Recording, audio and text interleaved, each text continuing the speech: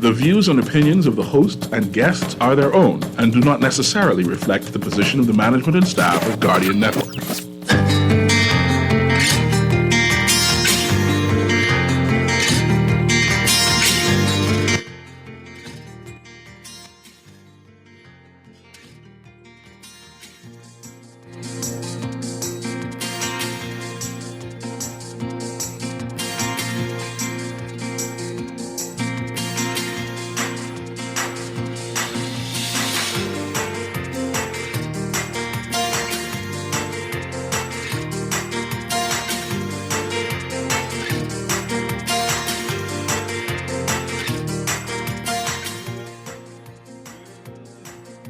Good morning, F&M leader Michael Pintard blasts the Prime Minister as being irresponsible, says Davis continues a narrative to smear the F&M and NGOs. Health Minister Darville hopeful that rising COVID numbers won't delay an end to the mask mandate. And education officials looking at letting COVID-positive students sit in national exams. It's all straight ahead this morning. I'm Dwight Strachan, and this is Morning Blend. Wake up, it's a new day. Wake up, it's a new day. It's the start of a new way. You know that it's here. It's the start of the end of the old way. Wake up, it's a new day. Wake up, it's a new day.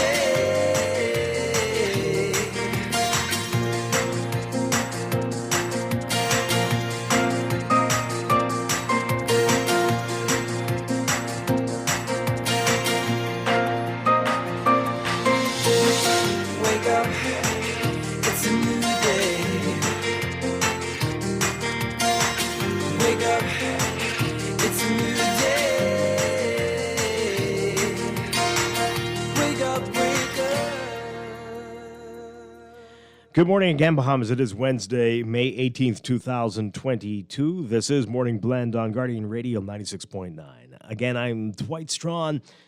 In a moment, Chester Robards will be joining us. Also this morning in Morning Blend Business, we are going to be talking with Bristol Wines and Spirits, and their sommelier has a special treat for us. It's our monthly series right here on the show every month. We're looking forward to that coming up.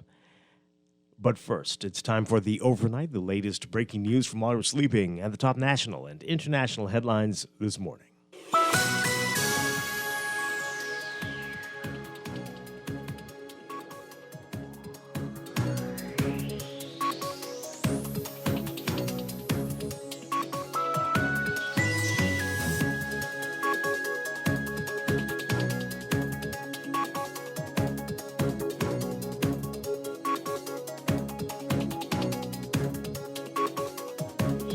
In the overnight, Prime Minister Philip Davis's declaration in the House of Assembly that $10 million in public funds sent to the National Food Distribution Task Force simply vanished amounted to aspersions of grand theft.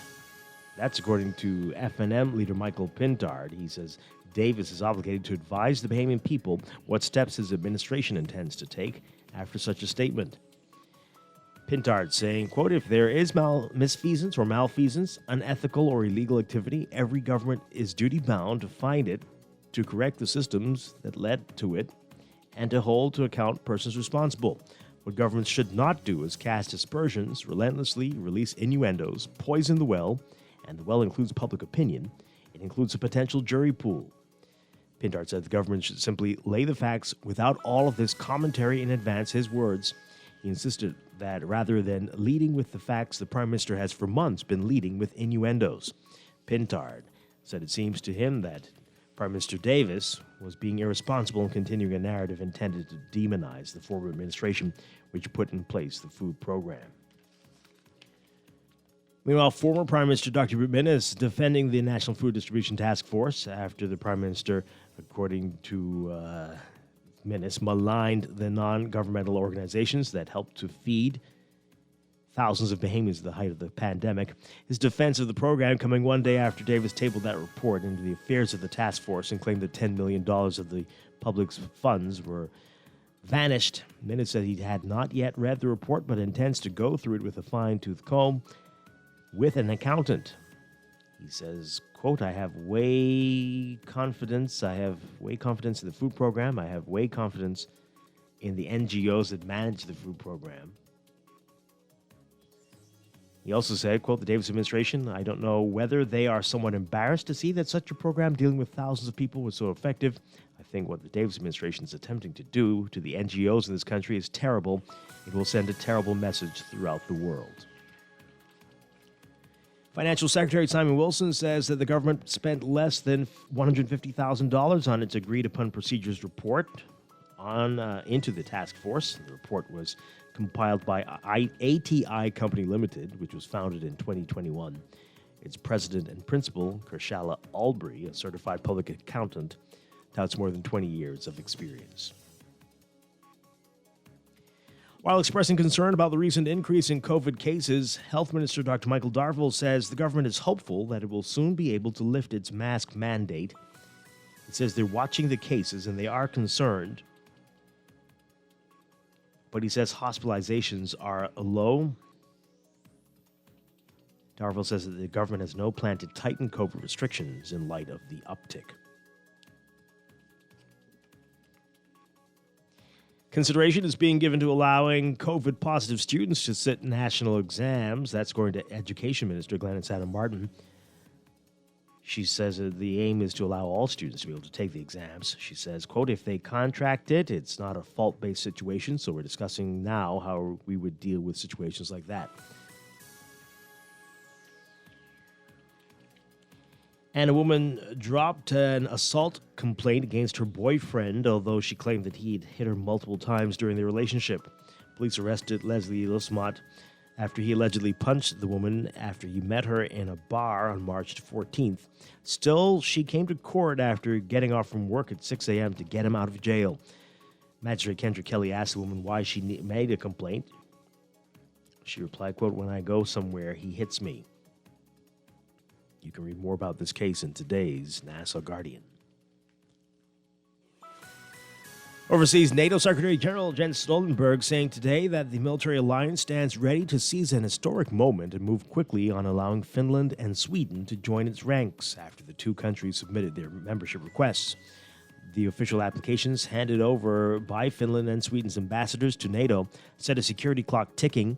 Russia, whose war on Ukraine spurred them to join the military organization, has warned it wouldn't welcome such a move and could respond.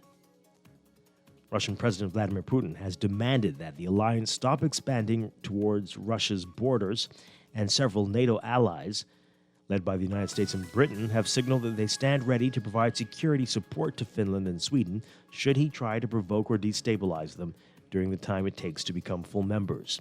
The countries will only benefit from NATO's Article 5 security guarantee, part of the alliance's founding treaty that pledges that any attack on one member would be considered an attack on all of them. This would happen once the membership ratification process is concluded, probably in a few months.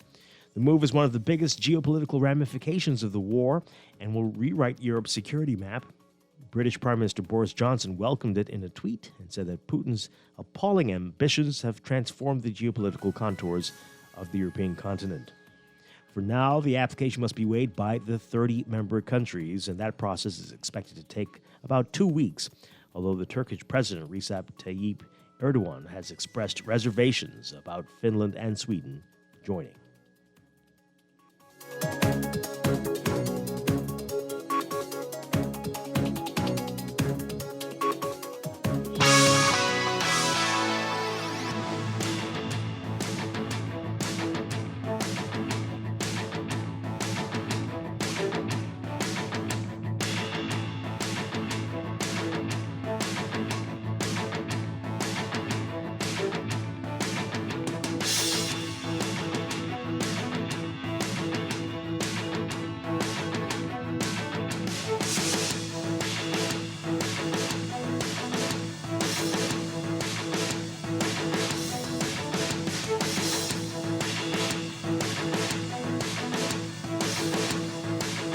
In sports, in an effort to ensure that more people in the Bahamas know how to swim, the Atlantis Resort getting its school swim program officially underway for their employees' children. The Beach Towers pool on the resort property in a 6-week program, a little over 60 children will learn to do what only about 10% of Bahamians apparently know how to do, according to surveys. Swim is the first stage of the program, and Atlantis will look to offer lessons to the larger community at some point as well. Vice President of Public Affairs and Special Projects at the resort, Vienna Gardner, assisted in getting the initiative off the ground. You can read more about it in today's Guardian Sports section. From the NBA, Jimmy Butler scoring 41 points in the Miami Heat, taking Game 1 from the Boston Celtics, 118-107 in the Eastern Conference Finals last night. Game 1 of the Western Conference Finals set for tonight. Also from the NBA, the draft lottery yesterday, Orlando will have the first pick. Orlando Magic President of Basketball Operations Jeff Weltman benched himself in favor of coach Jamal Mosley. The Magic winning the lottery and landing the top overall pick for the first time since they got Dwight Howard in 2004. The Magic got a huge one, with lottery luck striking the franchise for the 4th time. Orlando also won in back-to-back years in 1992 and 1993, taking Shaquille O'Neal and then trading the rights to Chris Webber for Penny Hardaway. The Magic finished with the worst record in the Eastern Conference at 22-60 in their first season under Mosley and missed the playoffs for the 8th time in 10 years, but they got a huge win in the lottery where they had a 14% chance landing the top pick. Oklahoma City got the second pick, followed by Houston and Sacramento. The Kings moved up from the number 7 spot entering the lottery. Detroit picks 5th, with Indiana, Portland, New Orleans, San Antonio, and Washington rounding out the top 10. The rest of the lottery results: New York, Oklahoma City, Charlotte, and Cleveland. And from the NHL, the Avalanche beating the Blues 3-2 in overtime in Game 1 from hockey, and the Florida Panthers getting beat by the Tampa Bay Lightning 4-1 in Game 1 for them. That's sports, and that's the overnight. Time for your first look at weather.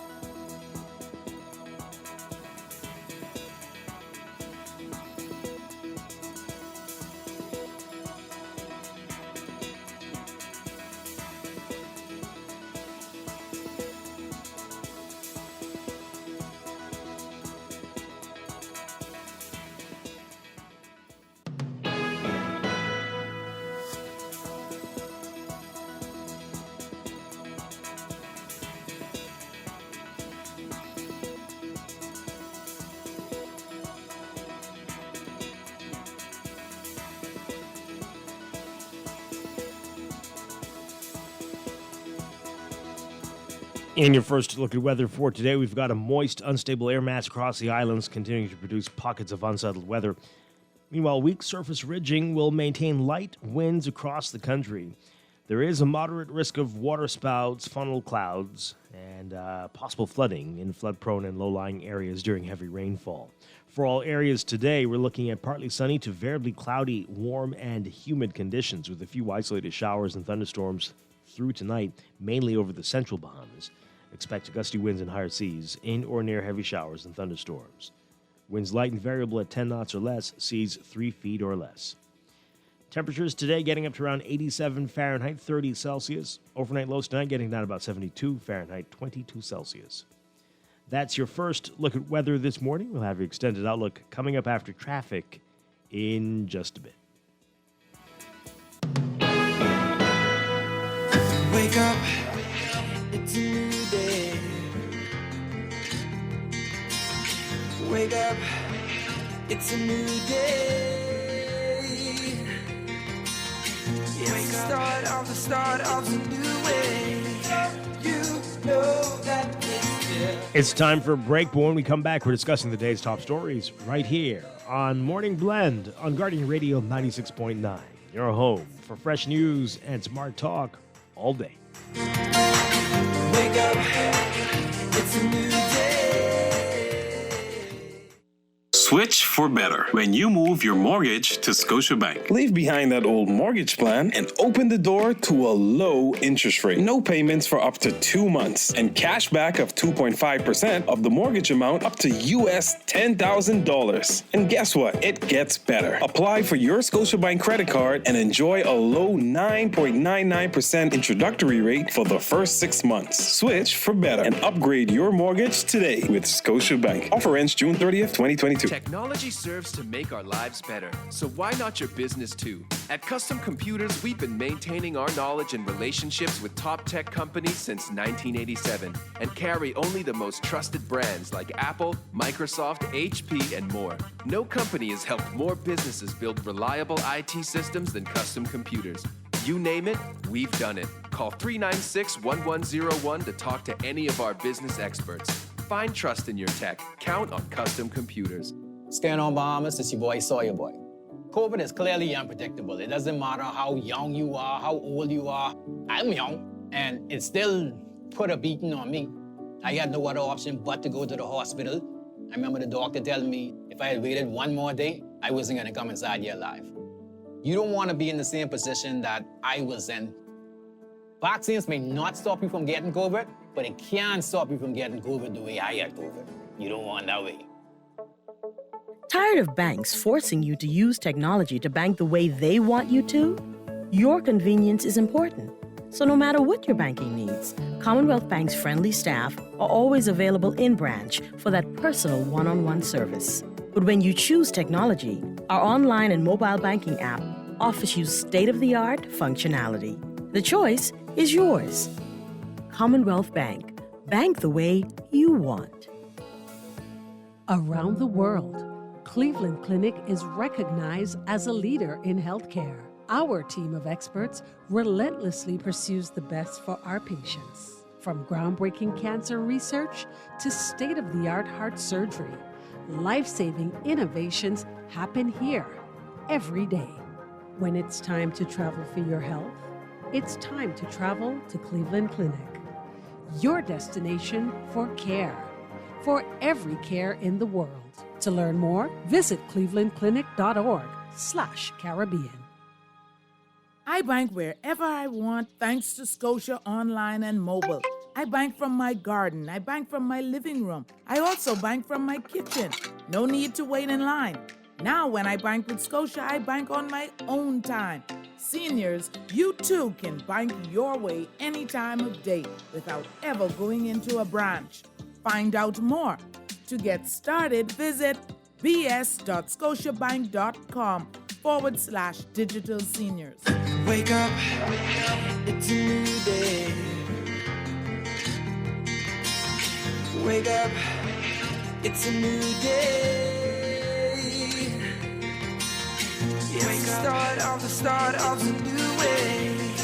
You know that it's here. It's the start of the end of the old way. Wake up, it's a new day. Wake up, it's a new day.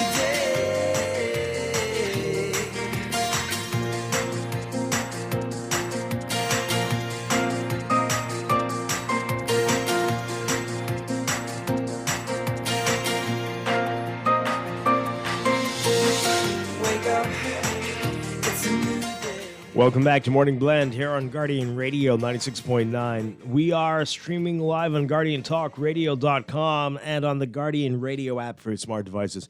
We're also on your televisions on Cable Bahamas Channel 969 and BTC Flow Channel 612.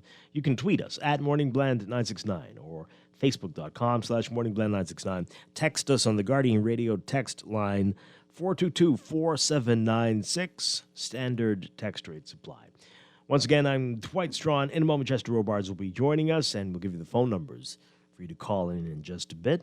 Coming up this morning, a lot of what's in the news. There's a lot to talk about. We're going to be getting into that this morning. And later in Morning Blend Business, our monthly series with the Bristol Wine and Spirits and Sommelier Kyle Stubbs resumes. And now we're looking forward to what he's bringing for us, or what we're talking about. Let's put it like that. How about that?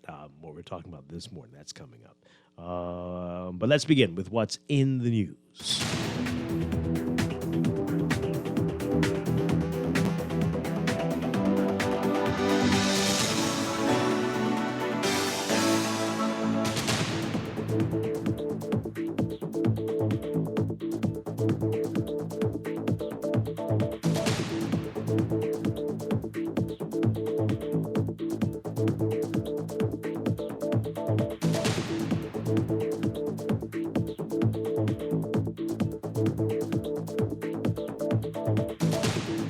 And in the news, the FNM firing back. Michael Pintar, the FNM leader, blasting the Prime Minister for being irresponsible, says that Prime Minister Davis continues with a narrative to smear FNMs, or smear the FNM and NGOs in the country.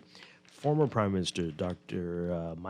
Hubert Minnis is also speaking like this, defending the work of the task force as well. We'll get to what Minnis is saying in just a bit. But Michael Pintard, in an interview with our Candia Dames, had a lot to say about what the Prime Minister has been saying over the past few days, especially in the House of Assembly.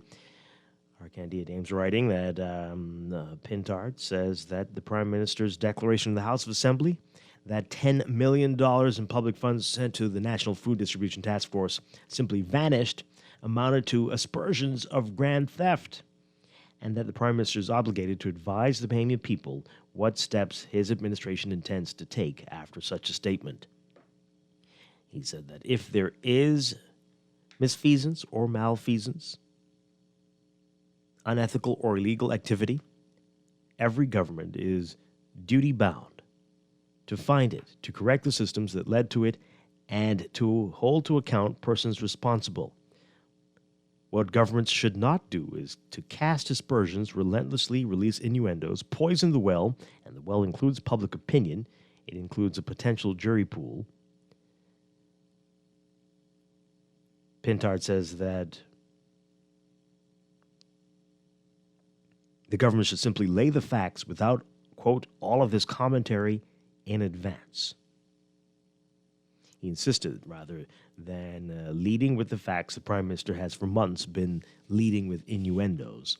And Pintard says it seems to him that Prime Minister Davis was being irresponsible in continuing a narrative intended to demonize the former administration, which put the food program in place. The initiative fed thousands of Bahamians in need during the COVID pandemic, and the Prime Minister drew the conclusion that more than $10 million in public funds had disappeared after an auditor, ATI Company Limited, which was engaged by the government, said that 2 NGOs that were involved in the program and collectively received a disbursement of over $10 million failed to provide requested information in a timely fashion. While Prime Minister Davis did not name the 2 NGOs, the ATI report, which he tabled in Parliament, pointed to Lend a Hand Bahamas and Idea Relief. Pintard said yesterday the official opposition intends to carefully go through the 138-page report and consider its findings. ATI identified significant administrative deficiencies in the food program and highlighted inadequate reconciliation procedures surrounding the expenditure of $53 million in public funds. We're going to play a bit of the interview with Michael Pintard and our Candia Dames in just a bit. Before we get to that, I want you to hear what former Prime Minister Dr. Hubert Minnis says. Our Jasper Ward writing about this. Minnis yesterday defended the National Food Distribution Task Force after Prime Minister Philip Davis maligned, I guess his word, the non-governmental organizations that helped to feed thousands of Bahamians at the height of the COVID pandemic. Minnis says that he had not yet read the report, but intends to go through that with a fine-tooth comb with an accountant. Minnis telling the National Guardian, quote, I have way confidence in the food program. I have way confidence in the NGOs. Is something missing there? What is that? I have way confidence in the NGOs and manage the food program.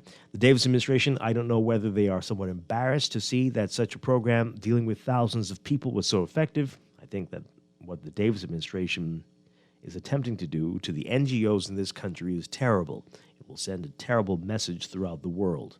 You see what is happening in Ukraine, and some of the NGOs that were here assisting us during Dorian are the same NGOs that are assisting Ukraine. So what message are we sending to them?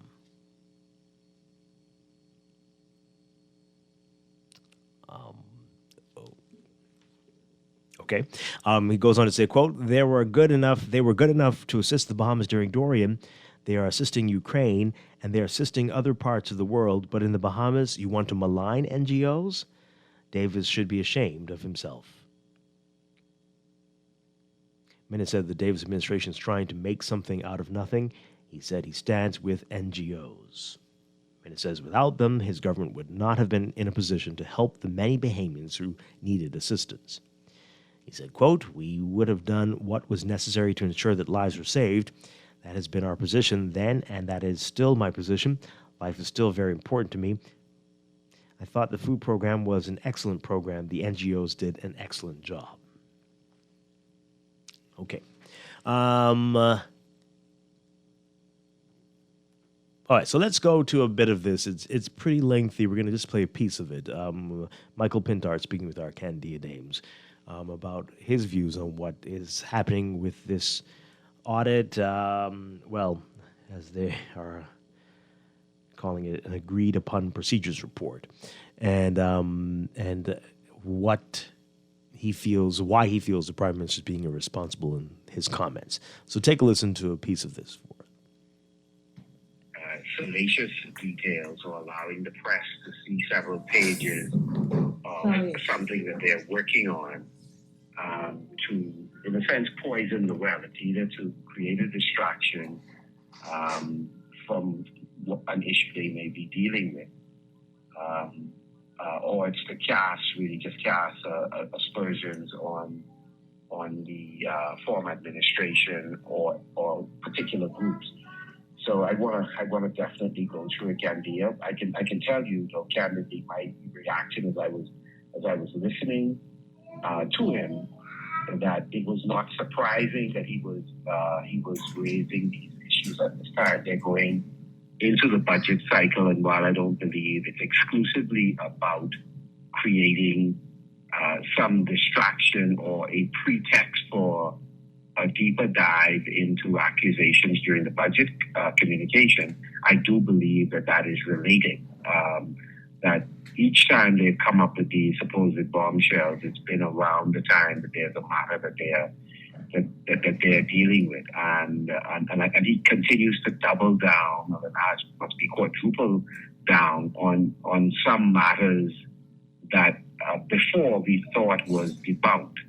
So that's why it's important for me to read the report. And I'm speaking to you, Cam, so this is I'm speaking at this point on the record as well. But so, for example, the Prime Minister keeps talking about not having access to information, which just seems a bit strange to me,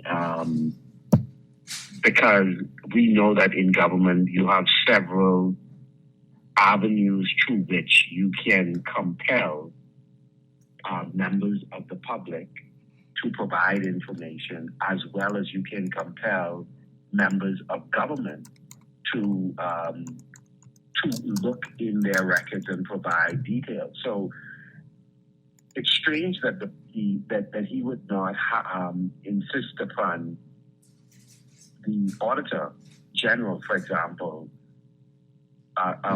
requesting the relevant information from whatever agency, and then just using that vehicle, and then use whatever legal remedies are available for those persons or organizations that are not compliant. Because he's been saying this now for months. And so I find it very unusual for all these months he's unable to get this information.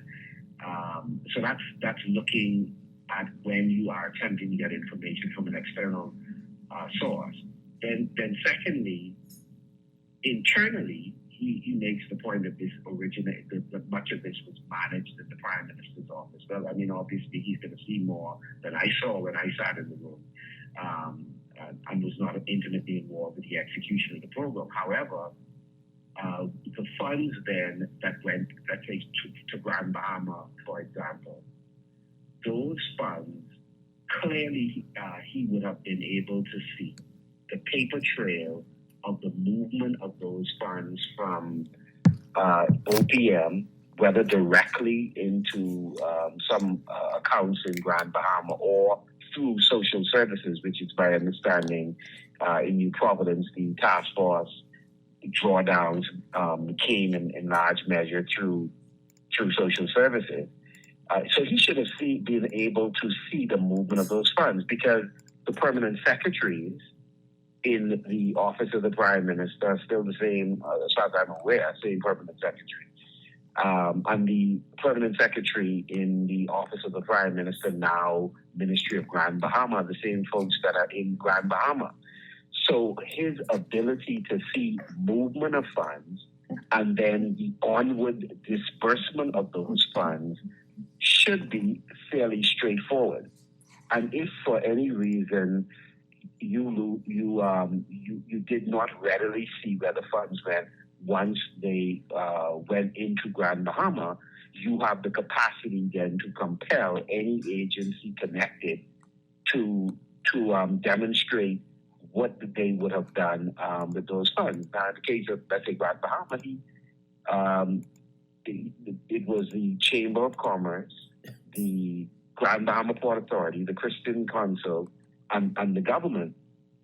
And so is the Prime Minister saying that these agencies have done something untoward? In the case of New Providence, again, he has doubled down on certain organizations that he continues to target. He says he's not interested in releasing the name. That doesn't make his poisoning of the well any less severe, because the document he's referring to is a public document, and I think he now has to either confirm what he's insinuating, or he has to remove the cloud from over those organizations' head, given the importance of our NGO community, given the role that they play to plug some gaps that exist, because government obviously does not have the capacity to meet all the needs of residents. And so I share any government official concern about the proper use and management of funds, which is precisely why you do the necessary investigations. And if you genuinely believe there may be a logical explanation for what you don't understand, what gaps you may perceive, what procedural things seem to be out of place, then you exercise good judgment in waiting until you have all the facts. The relevant people are interviewed, rather than do what the Prime Minister has consistently done. Okay, that's a piece of the interview that Michael Pintard did with our Candia Dames, and you can read more about that in today's NASA Guardian and in today's National Review. There's a lot more on it. And so I want to get your reaction, what you're hearing there. Pintard also saying that the Prime Minister is engaging in a months-long targeting of NGOs. He says, quote, "This really doesn't make sense. What is the end game? If you're laying the report in a communication on the food program, one of the things I thought the Prime Minister was duty-bound to do is to say what steps the government has and is taking in this regard, and none of that was there." Referring to the upcoming budget debate, as you heard, I think, quote, "This is going to be a reenactment of the mid-year budget statement to characterize the former administration in a particular way. And we've already said if anything inappropriate or ill-advised was done, the now government must take the necessary steps to address it." Okay, let's get your reaction to all of this, folks. We talked about a lot of this yesterday, what was found in the report about the deficiencies, the reconciliation that was inadequate, procedures that were not adhered to. But what do you make of all of this, and what you're hearing from Michael Pintard and former Prime Minister Minnis, and that this is a lot of a lot of nothing, really. What do you say? And again, most of us have not read this very long report, but let's talk. 323-6232, 325-4316, 325-4259. Tweet us, Facebook us, text us, 422-4796. Getting a tweet here from one of our listeners in Abaco. Prime Minister Davis needs to realize that people on Abaco would have starved without the NGOs. This use of innuendo is unprofessional and reckless. Should we have another disaster, NGOs will stay away. Meanwhile, how did Davis help? Oh boy, that last one there. Okay. And they're also concerned about how things are looking in Abaco with the hurricane season just a couple weeks ago. Chester Robards is here with us now. Good morning, sir. Good morning. Yeah. Yeah, what's your reaction to all of this? And brace yourself, because yesterday I knew it was going to happen. The voice notes and the memes and the pictures of evil Dwight. Boy, I tell you. But all I was doing was asking the questions, right? Does this necessarily mean what you think it means? Is it? Does the report you mean? I mean, because you got, the part that was highlighted referred to the vendors. And right. Again, if you're on Abaco, there's not many options for you. So if more than half of the places you got more than half you got more than half of your food from one place. Right. It's not like you had an alternative. Right. So anyway, but okay. But I'm not saying that people should not be accountable with the money. Not saying that at all. I'm just that tweeter said the NGOs would stay away. That's what this one. Yes, just now that.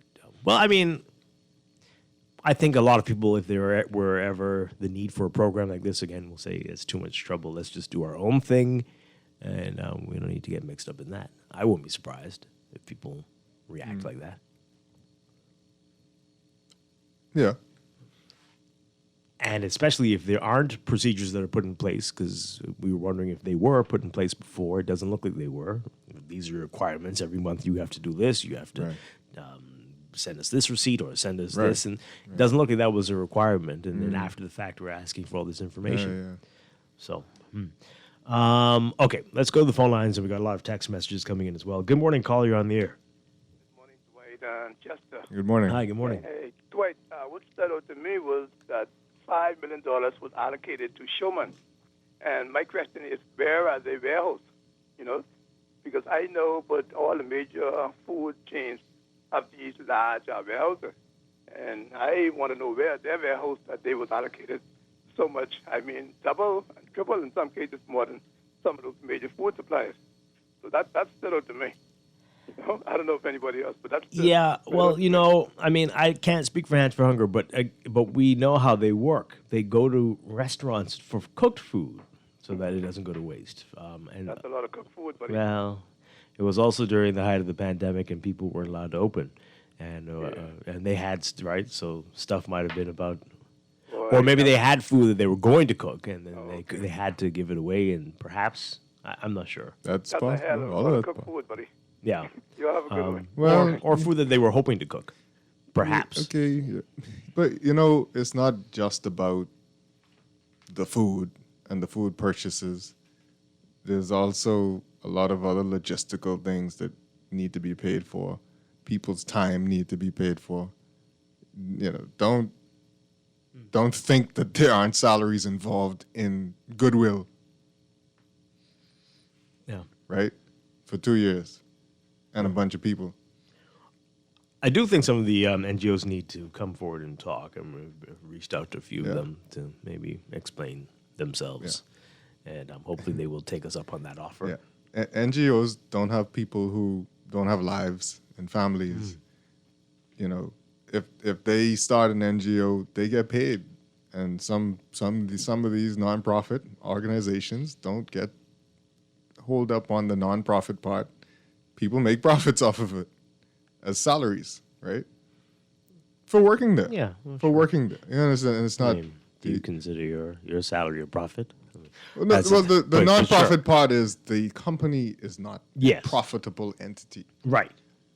right? But the money that goes into it is to pay salaries, some of it. And electricity And all those electricity, other exactly. things that they have to do. All that Yeah, other stuff. Absolutely. So don't get hung up on them having warehouses and, there's minutiae that you... And I think this is part of the problem of having all of this in the public domain without enough explanation. It does paint people in a bad light without giving them a fair shake. Yeah. And so it's not I mean, it's understandable that some people now think that NGOs are going to stay away from this kind of stuff, which they won't, I guarantee you, because, I mean, this to me seems typically government. Well, it's just that governments don't typically end up doing this to their own programs. Stay away, as in we'll do what we normally do, but we won't join up with you guys for this. Some of them had to join up if they wanted to get that money. Oh boy, but now see, that's part of the problem right there, right? That's what people are concerned about. That's what people are concerned about. Good morning, caller. You're on the air. Hey, good morning, Dwight and Chester. Hi. Good morning. Yeah, I'm on Dwight and Chester. What I didn't hear in none of those speeches, right, is what are we going to do in the future? I mean, moving forward, the core stance idea is to never happen again, right? And I believe the only solution to all of this nonsense we just keep occurring back and forth, right? It's the Freedom of Information Act, right? And it seems that people, I mean, these politicians continue to dance around the fact that they need to be policed. And the only thing I see really could help, one of the things I see could help to police our politicians in this country is the Freedom of Information Act.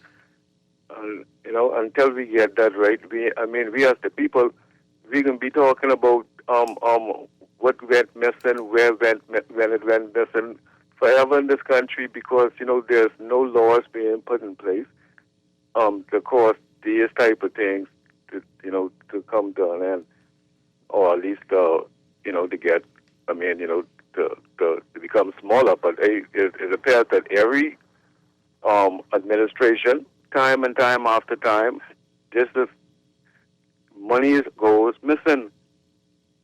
We just can't look, and it appears that they use any opportunity for monies to go missing. Guys, have a nice day. Okay. All right. Well, we don't know if that has happened yet. Yeah. They are trying to account for some things, and so we will see.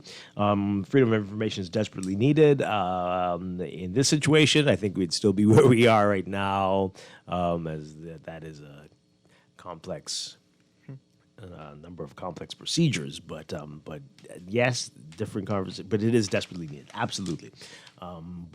Yeah, let's take this call. Good morning, caller. You're on the air. Yes, good morning, Glenn. Thank you for taking my call. Hi. I think you stumbled a bit on the phrase, I have great confidence. Is that a thing? Is that a saying? I want to come back to that. You know what that means? Absolutely. Yeah? Is that some old thing or something? I don't know. No, that's a new thing. That's recent. That's like the slang on the street? Right. The problem, but I want to come back to that. But you want me to do that now? Let's do it. I'm so confused. Yeah. The thing is, it means to have a lot of confidence. That's what you say? That's what I think. Chester, have you heard that? That was the former prime minister. Yeah, that's a thing. That's a saying. I have way confidence in the food program. I want to add something to this, but you ain't gonna let me. Oh, okay. He choked on a word. He missed. Yeah. Missed it. He said it twice. Yeah. Well, okay. It means he has a lot of confidence. Oh, okay. But now my problem with this is when you are speaking like this, and you're speaking to persons who have to make a decision, and from that do an action. They may be confused because they may not understand your colloquial way of going about things. So I think if he could just stick to proper basic English, and if he had done that probably in the past, we might have been better off. Perhaps. So I think he needs to just work on that. And I always like to look positive, because You've heard someone say this before? Huh? You've heard someone say it before? Yeah, of course I heard him say that before. What were you about to say just now? I was about to me. Oh gosh. Okay. What I simply want to say is, Nothing. Go on. I have way confidence in USD CAD for the next 10 minutes. Sell it. Okay. Thanks for taking me. Hey, maybe he started something new. Wait, what's that slang term in the state? Wayment? Wayment? Is that it? Wayment? Maybe that's what he was. I have no idea what's going on. Wayment. Let's not get distracted, though, folks. That's what the former prime minister used to do to us a lot, distract us. Oh, boy. Yes, this day on track. Good morning, caller. You're on the air. Good morning, guys. How are you this morning? Doing well. Good. Okay. Well, I'll put it this way. I know the NGOs went through the worst time in the history of the Bahamas, right? But they also know that they are a non-profit organization. They have to keep some form of record keeping in order to be an NGO, right? And as the Auditor General said, he requested some documentation from some NGOs, and they yet to comply at all, okay? And I think now those particular NGOs that didn't send in no documentation at all, they should be investigated even further, okay? Because as an NGO, in order for you to be an NGO, you have to have some record keeping, if that is a part of you being an NGO, okay? Because you remember several years ago when several persons were applying to be NGO, they had in the papers what all is required to be an NGO. Do you remember that? Yes. Yes. Okay, so they know. I understand it was the worst time in history of the Bahamas, but they should have some sort of record keeping. Would you guys agree on that? Of course. Yeah, absolutely. Okay, because if you're going to pay people, you don't have any receipt and say, well, all right, I paid John for 6 months. Okay, even if you miss 1 month, at least you could say, well, all right, true, we had to do this and that, all that at the same time. You might have, you could wait for that. But no record keeping at all? No, man, something is totally wrong with that particular portion, but those who didn't comply at all. Yeah, Thank absolutely. Thank you very much. All right, so I need to just be clear about this. So I need someone to make it clear for me. So what we read yesterday, there were 2 that missed the deadline, and they were named. Are we to the 2 that haven't turned over any information are not those 2? That's what you understand as well? I don't know. Because it wasn't exactly clear. Also, are they registered NGOs? I mean, the government didn't only have to work with an NGO proper. Mm-hmm. An organization doesn't have to register as an NGO if it doesn't want to. It could still just be a business somehow, some way. Because I'm sure Showman isn't an NGO. I could be wrong, but I don't think. Well, that was that Hands for Hunger working with them. So right. Okay. Right. Yeah. So. Okay. Which is an NGO. Right. Good morning, caller. You're on the air. I'm saying. Dwight. Hi. Morning, you and Steven. Everything good? Chester, yes. Yes. Yeah, We're good. Chester, stop finding little holes to back up, push these people in. Yeah, I totally agree with that last caller, 110%. You understand? You got to give an account for it. It's supposed to be NGOs, and that the little stipend they get, he ain't got mounted that kind of money would go on missing. You understand me? But the thing with baffling me, this whole thing, right? Maybe you could help me in this. Dr. Minnis and Pinta talking about accountability. You think y'all could help me with that? Well, that's what they're supposed to do. They're supposed to talk about it. Hey, but Jesus, Minnis was the first one would go on to the world and tell the world he running a $500 million corrupt nation, $100,000 corrupt nation. He talking about telling the world about corruption. And of course, I won't go with what the deal is with Pentad. Would cost him to quit the first time. But you'll help me with that, man. Please, because I can't get over that hurt. Thanks for taking. Okay. Right. Well, but I mean, the first point. I think the callers need to know the difference between when we're having a conversation, trying to give people an out or some corner to back themselves into, and trying to kind of work through every scenario. Yes, it's not the same. Not the same. But also, I've not heard anyone who says that the NGOs should not be accountable. Exactly. Who has said that? Right. Not one. We are all hoping that this makes sense. So don't say those things, because it makes people who tune in say, somebody here doesn't think they need to be accountable. Nobody has said that. Not one person. And I don't think they're paying $5 million in salaries. Please give me more credit than that. Let's take another call. Good morning, call. You're on the air. Morning, Dwight. Good morning, Chester. Good morning. Morning. Thanks again, Dwight, for that opportunity. I problem. just want to, can you hear me loudly? Yeah, hope it turned I out just well. want to, and, what if ever happens to the corrupt complaint unit that they had going on? What become of that? Instead of they just trying these cases through the House of Assembly and debating and scandalizing and bringing down person's character, why don't you just turn it over to the corrupt and complaint unit and let them deal with it? I think that make more sense. Well, I mean, if as they go through this, it may become a police matter. Who knows? So It's necessary to make a spectacle of it first. Oh, boy. Yeah, they're talking just for political points and stuff. Just turn it over, and let them deal with it, and then come back with the results later on, okay? But yeah, they're going through it now, so we'll see what comes out of it.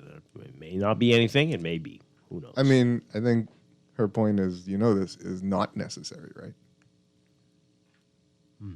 I mean, I think that's the point. The point is the government doesn't have to do this in this way. If there was a problem, they could get to the bottom of it, and if it needs to go to the police, they could send it there. It don't have to be a speech in the House of Assembly every single time. I think that's the point she was trying to make. Gotta find a way to cut Well, that's the people point. down That's and the point. You stick got to some- stick them in a little Right, bit. right. Yeah. It's part of the process. But this is what the concern is. So while you might be taking swipes at your political opponents, you're going to be also slashing some NGOs, some community-minded organizations in the process. And is it going to be worth it? And so that is the concern in some quarters. A couple more calls, and we're going to take a break, and then we'll get to your text messages. Good morning, caller. You're on the air. Hey, good morning. Good morning, Dwight. Good morning. Turn on your radio for us, please. And good morning, Chester, and morning. good morning to those who wake up in the line of the day. I hope everybody had something more on their chest. But Dwight, the caller, not the caller just now, the caller, not the gentleman, then the next caller, I agree with him 100 and 200% because, Mr. Strachan, don't you think that if you were NGO, I'm just saying you and Chester, and y'all are affording the opportunity to deal with millions and millions and millions of dollars to feed persons. Don't you think that you should have receipts? Don't you think that your I's should be dotted and your T's should be crossed? I don't understand why so much people in this country have a problem with the little bit of findings that maybe it's a hint what the Prime Minister is giving the people. And how do we know that there is not to the lady who just called, how do you know that there is not an investigation going on as we speak? We don't know that. You don't expect for the Prime Minister or any government official to come out and say what it is and what it is. That's the House of Assembly. They have to table things in order to carry things forward. And Mr. Strachan, let me say this to you and to Mr. Chester this morning.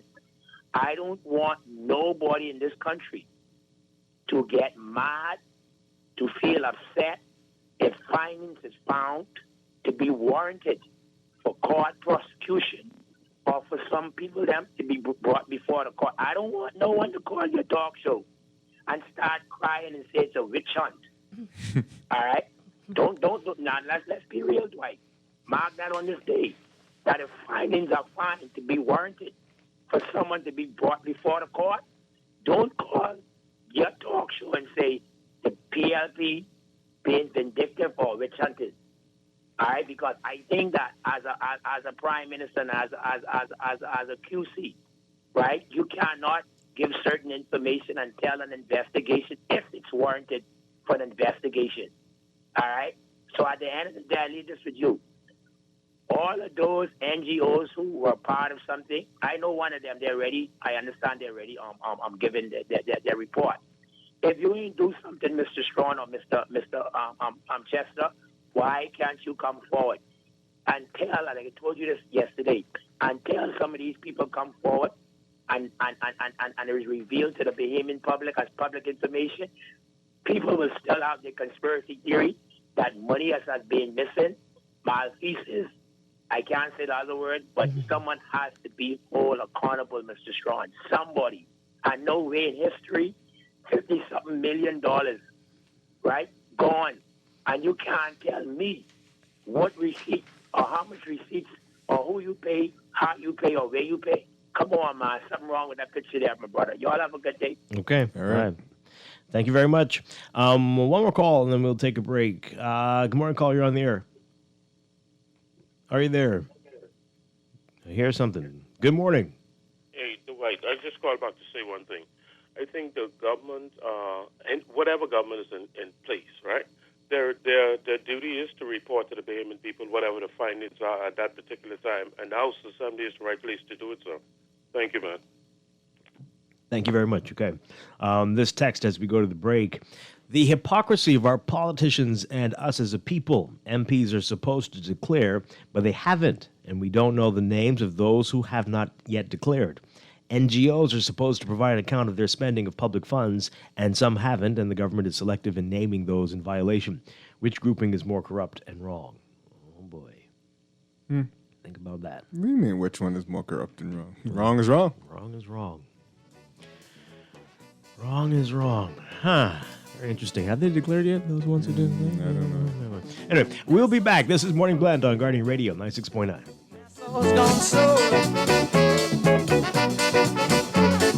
We've got a doggone beat now. We're gonna call our very own Nassau Rock and Nassau Road. Nassau's got a whole lot of soul. Feel alright. Mini skirts, maxi skirts, and afro hairdo. People doing their own thing and don't care about me or you.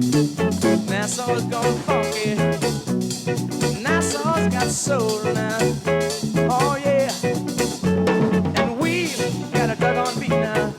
We're gonna take care of business too. This is Guardian Radio 96.9 FM, Nassau, Bahamas.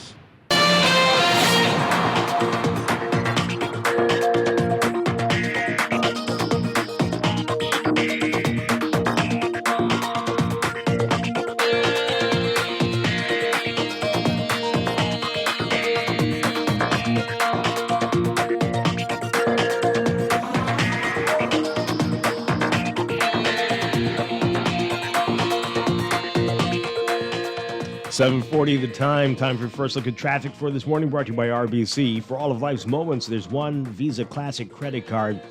In your real-time traffic, we are seeing some heavy traffic in a number of hotspots this morning. We've got Coral Harbor roundabout, so Carmichael Road to Coral Harbor, already seeing the westbound traffic building up and heavy in some spots, so keep that in mind.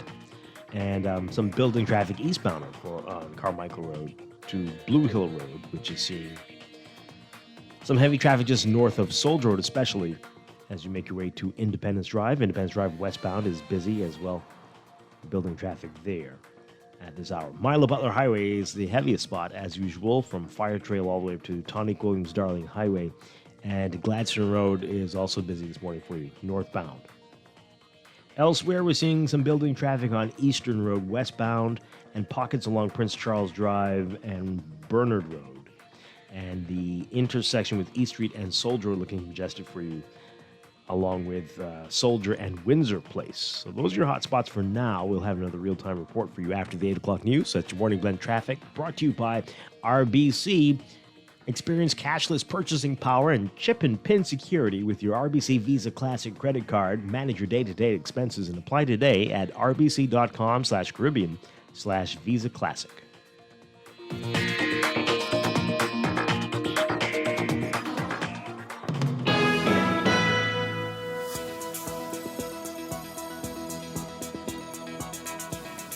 Time for another check of your weather for today, brought to you by BTC. We've got a moist, unstable air mass across the islands that continues to produce pockets of unsettled weather.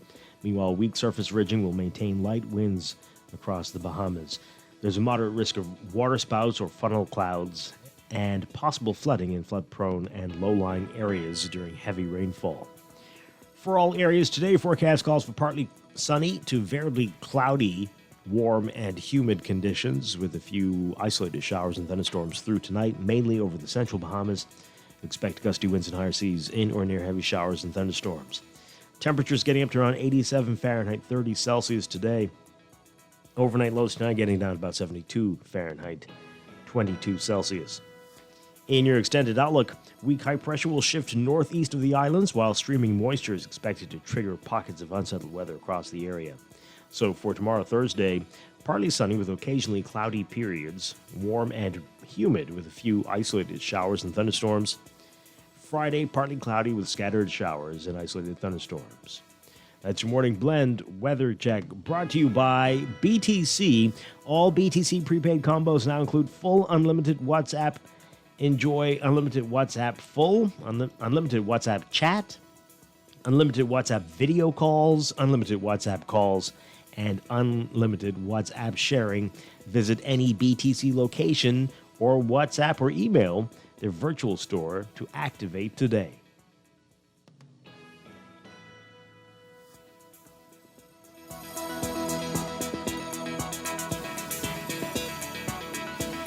One thing there is no debate about is that BTC has the best rates. Now, the best rates just got better because you pay half the price of the other guys with your BTC home internet and mobile services combined. Switching to BTC is a no-brainer because I pay less with BTC and get super fast internet with speeds up to 600 megs. The other guys, their internet only go up to 105 megs. Get all the internet you want at half the price when you bundle your home internet and mobile. Visit a BTC store to make the switch today. Conditions apply. Screws and Fasteners World, Balfour Avenue and Palm Beach Street, has those hard-to-find fasteners for you right now.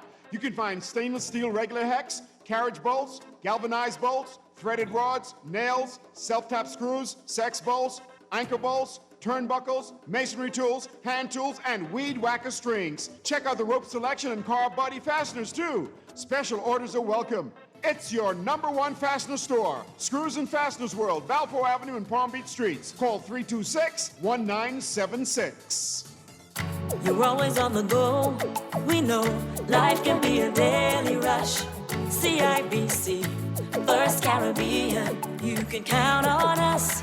We make life easier. Manage your accounts at any time. Apply for a loan. It's easy when you bank online. We make life easier with choices that suit you. CIBC, First Caribbean. Staying on Bahamas, it's your boy Sawyer Boy. COVID is clearly unpredictable. It doesn't matter how young you are, how old you are. I'm young, and it still put a beating on me. I had no other option but to go to the hospital. I remember the doctor telling me if I had waited one more day, I wasn't gonna come inside here alive. You don't wanna be in the same position that I was in. Vaccines may not stop you from getting COVID, but it can stop you from getting COVID the way I had COVID. You don't want that way.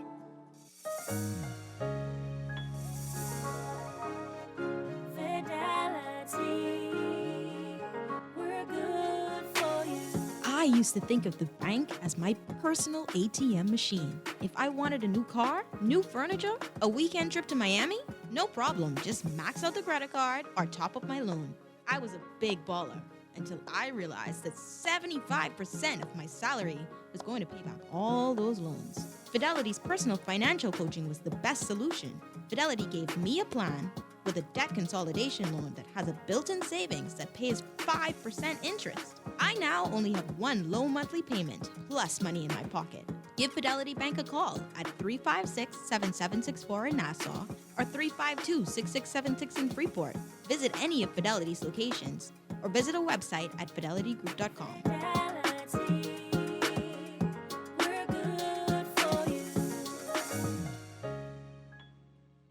Wake up, it's a new day. Wake up, it's a new day.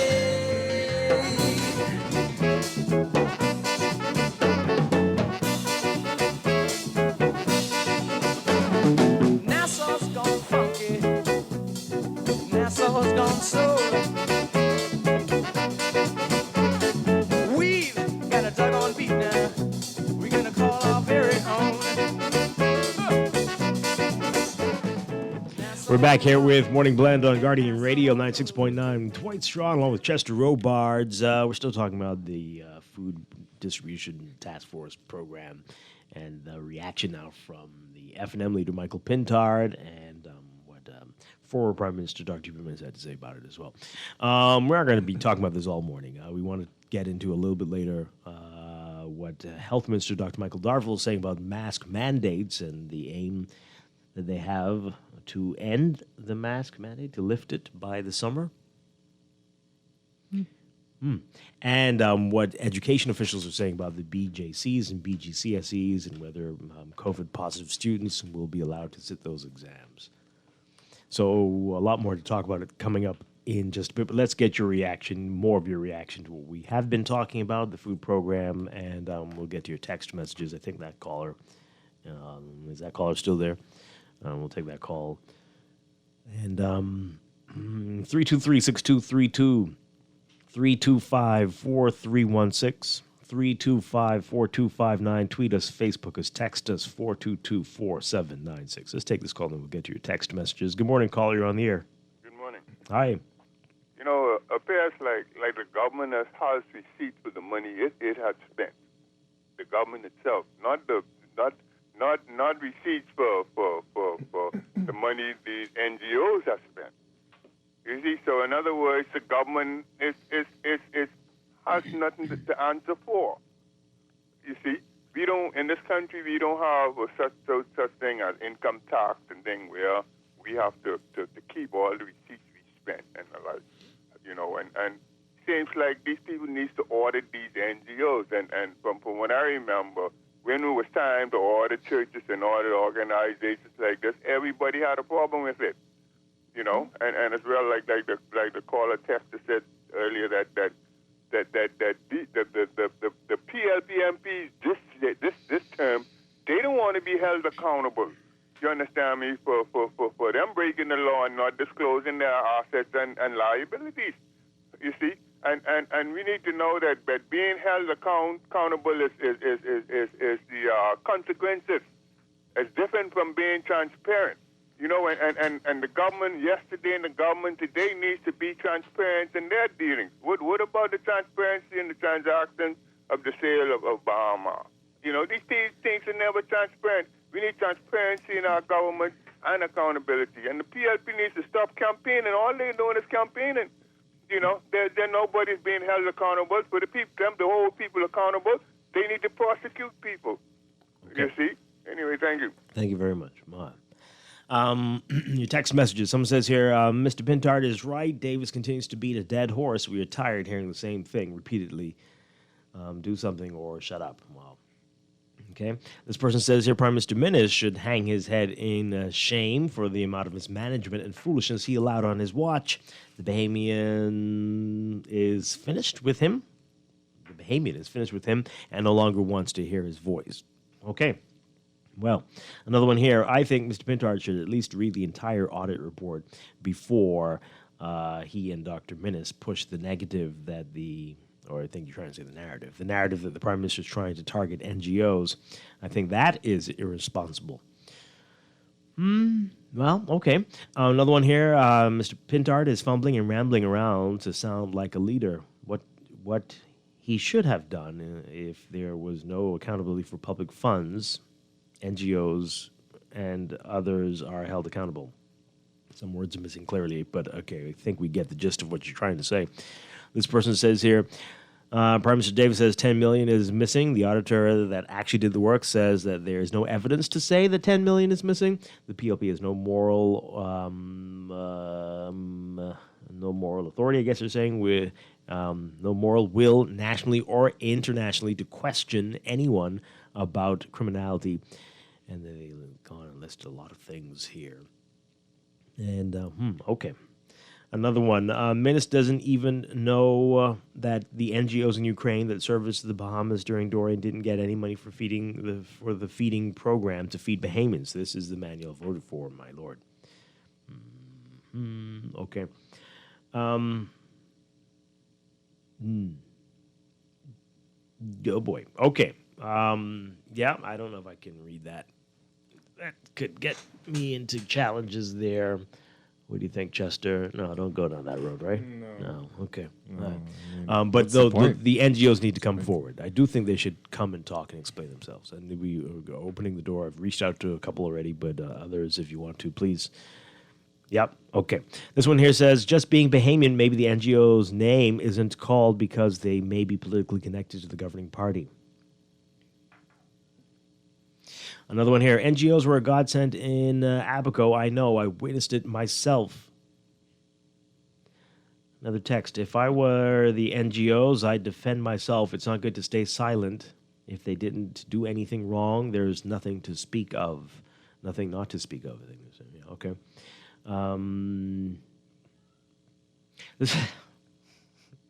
This person says, Dwight, that's probably Latin. You remember? Like the time he said NPO. You think so? During the break, I looked it up to see if there's a way that you could use way in that way. Pardon the ways there, but no. Yeah, all of the ways were way. All the ways were no way. So, oh boy. Anyway, Mr. Pintard is very hypocritical in the Auditor General requests information from his government, which was never provided. I see why I didn't support any of these parties in the last election. I don't know what specifically you mean there. But, okay. If you're talking about this same food task program, well, they claim that they did give the information, but... Another one here. Mr. Pintard is correct. The government must be capable of obtaining data and filling gaps where required. It does appear off-kilter that accountability and transparency was not at the fore for some of these organizations. While companies such as Cisco and SV are leaders in their fields, solely focusing on a small segregated group can be detrimental to the smaller brands. During that time of contracted spending, the NGOs may have intentionally, inadvertently, placed even more people in financially constrained positions. Which one is it? Intentionally or inadvertently? Anyway, by not spreading those government-allocated funds across to more businesses. Like what was said earlier, $5 million to one restaurant, that's a red flag if ever I've seen one. And yeah, they do need to explain, as we keep saying. But it may be easy to explain. We could come, as we said, but they need to explain. If they were working with H4H, was the $5 million sent to them from H4H? That's what it seemed to suggest, yes. Mm-hmm. Yeah. This one says here, it's very troubling to me that after all this time, since these questions have been raised, there's been radio silence from all the NGOs. Well, at least... Okay, I'll read the text now. I'll say something. Why aren't they coming forward to defend themselves, and why isn't the media pressing the heads of these organizations to speak? The media knows many of these people very well. No, well, I don't think you're entirely correct. I know at least one of them did speak, and the media did reach out to them. They did speak. They need to come back, though, and say more. But they do. I agree. Another one, where was this outrage on the missing disclosures? Who are you people? Why do you all do this? Why do you read it? Because this is insane. Because you decided one morning that you were going to sleep in late and didn't turn on the radio all day. You think nobody was talking about this stuff? We had so many days on it. The people were trying to, the PLPs are coming to crucify us. Like, you're making a big deal out of this. Oh my gosh, people forget. There was extreme outrage about the disclosures. There still is. There's still outrage because we don't know if they've disclosed after all of that because we're all distracted with this report now. And so they're glad that we are talking about the fact they haven't disclosed. So don't do it. Don't do it. Please don't do those things. Somebody is always talking about all the things you think nobody's talking about. Come on. Anyway, this one says here, did you hear the PM say that there was a $6 charge for delivery of food parcels by one of the several NGOs? I did not hear that. What? If this was the case, I would think the payment to these NGOs would be based on the amount of parcels distributed. Hence, records should have been kept. So government should now list those who have not complied with submitting documents. Yeah, absolutely. Absolutely. Like, you should never work with that group again if you're having a hard time getting information out of them.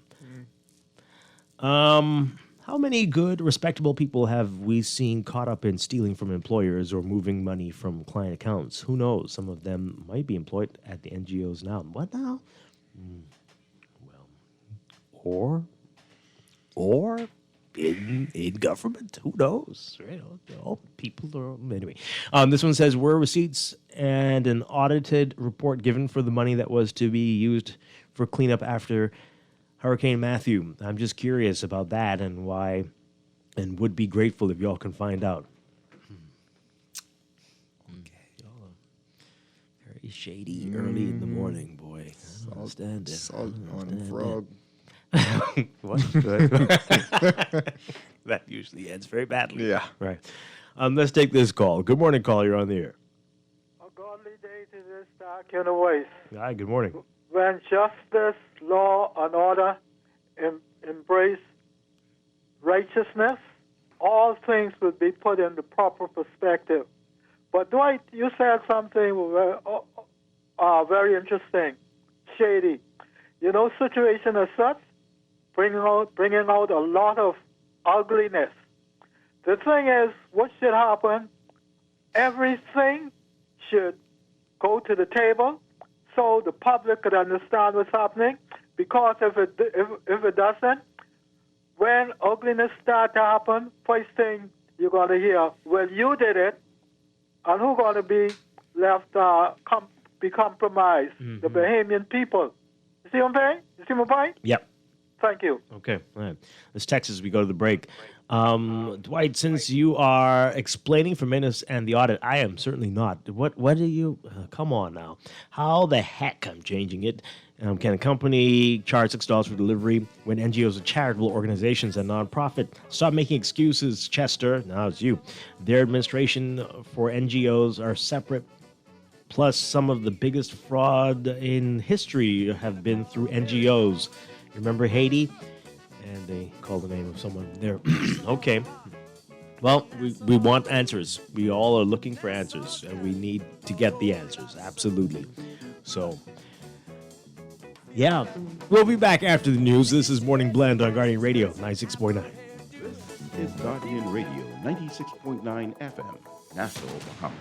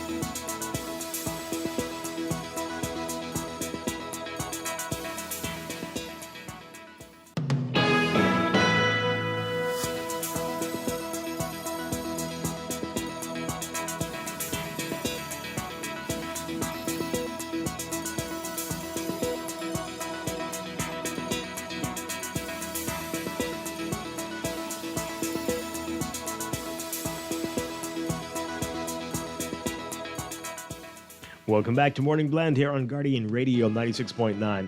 We are streaming live on GuardianTalkRadio.com and on the Guardian Radio app for your smart devices. We're also on your televisions on Cable Bahamas Channel 969 and BTC Flow Channel 612. You can tweet us at MorningBlend969 or Facebook.com/MorningBlend969. Text us 422-4796. And now at 8:22, time for another check of your weather for today, brought to you by Bahamas First Insurance. We've got a moist, unstable air mass across the islands that will continue to produce pockets of unsettled weather. Meanwhile, weak surface ridging will maintain light winds across the country. There is moderate risk of waterspout or frontal cloud activity today and possible flooding in flood-prone and low-lying areas during heavy rainfall. So for today, for all areas, look for partly sunny to variably cloudy, warm and humid conditions with a few isolated showers and thunderstorms through tonight, mainly over the central Bahamas. Temperatures getting up to around 87 Fahrenheit, 30 Celsius for your highs. Overnight lows tonight getting down about 72 Fahrenheit, 22 Celsius. In your extended outlook, weak high pressure will shift northeast of the islands, while streaming moisture will trigger pockets of unsettled weather across the area. So for Thursday, tomorrow, partly sunny with occasionally cloudy periods. Warm and humid with a few isolated showers or thunderstorms. Friday, partly cloudy with scattered showers and isolated thunderstorms. That's your morning blend weather check, brought to you by Bahamas First Insurance. What's first for you comes first for us.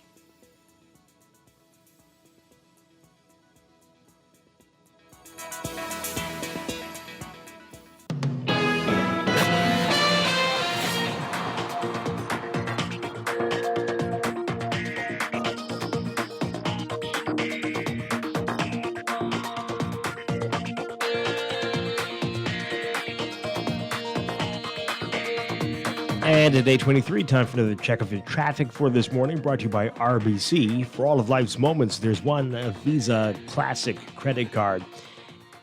In your real-time traffic, we are still seeing some traffic in places that we don't normally see traffic, but we think that's as a result of some of the flooding in the area. So Windsor Field Road, you're going to still be seeing that, and that's backing in traffic both directions. And Carmichael westbound, still heavy that direction, heading toward Coral Harbor Road in the roundabout there. Gladstone Road and Milo Butler Highway, heavy traffic northbound, especially near Fire Trail on Milo Butler Highway up to the roundabout with Tawny Williams Darling Highway. Gladstone just north of the Fire Trail intersection, you'll be seeing that heavy traffic there on the way to JFK Drive. Independence Drive is busy for you westbound. Heavy traffic there heading to the roundabout with Blue Hill Road, which is busy itself northbound, north of Soldier Road, but also near Carmichael and St. Vincent Road, mainly northbound. And Soldier is busy for you at the intersection of East Street and north of Robinson Road on the way to the intersection with Wolf Village and Bernard Road. Bernard Road seeing some heavy traffic westbound, especially near the schools in the area, as is Eastern Road westbound at this hour. Those are your hottest spots. That's your real-time traffic and your morning blend traffic alert, brought to you by RBC. Experience cashless purchasing power and chip and pin security with your RBC Visa Classic credit card. Manage your day-to-day expenses and apply today at rbc.com/Caribbean/Visa Classic.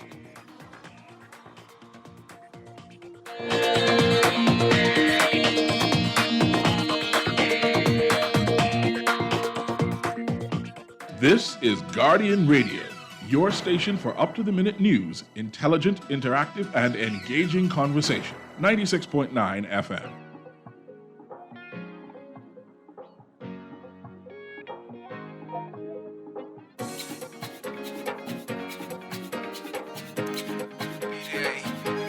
Right now I feel like whining.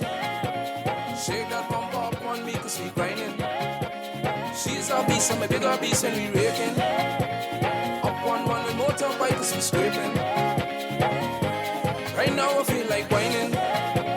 Shake that bump up on me cause we grinding. She's a beast, I'm a bigger beast and we raking. Up on one with motorbike cause we scraping. Yeah. I've been on these rocky roads before, seen a few open doors, never learned. They reject me, but still I come back for more. Persistent, this is what I do.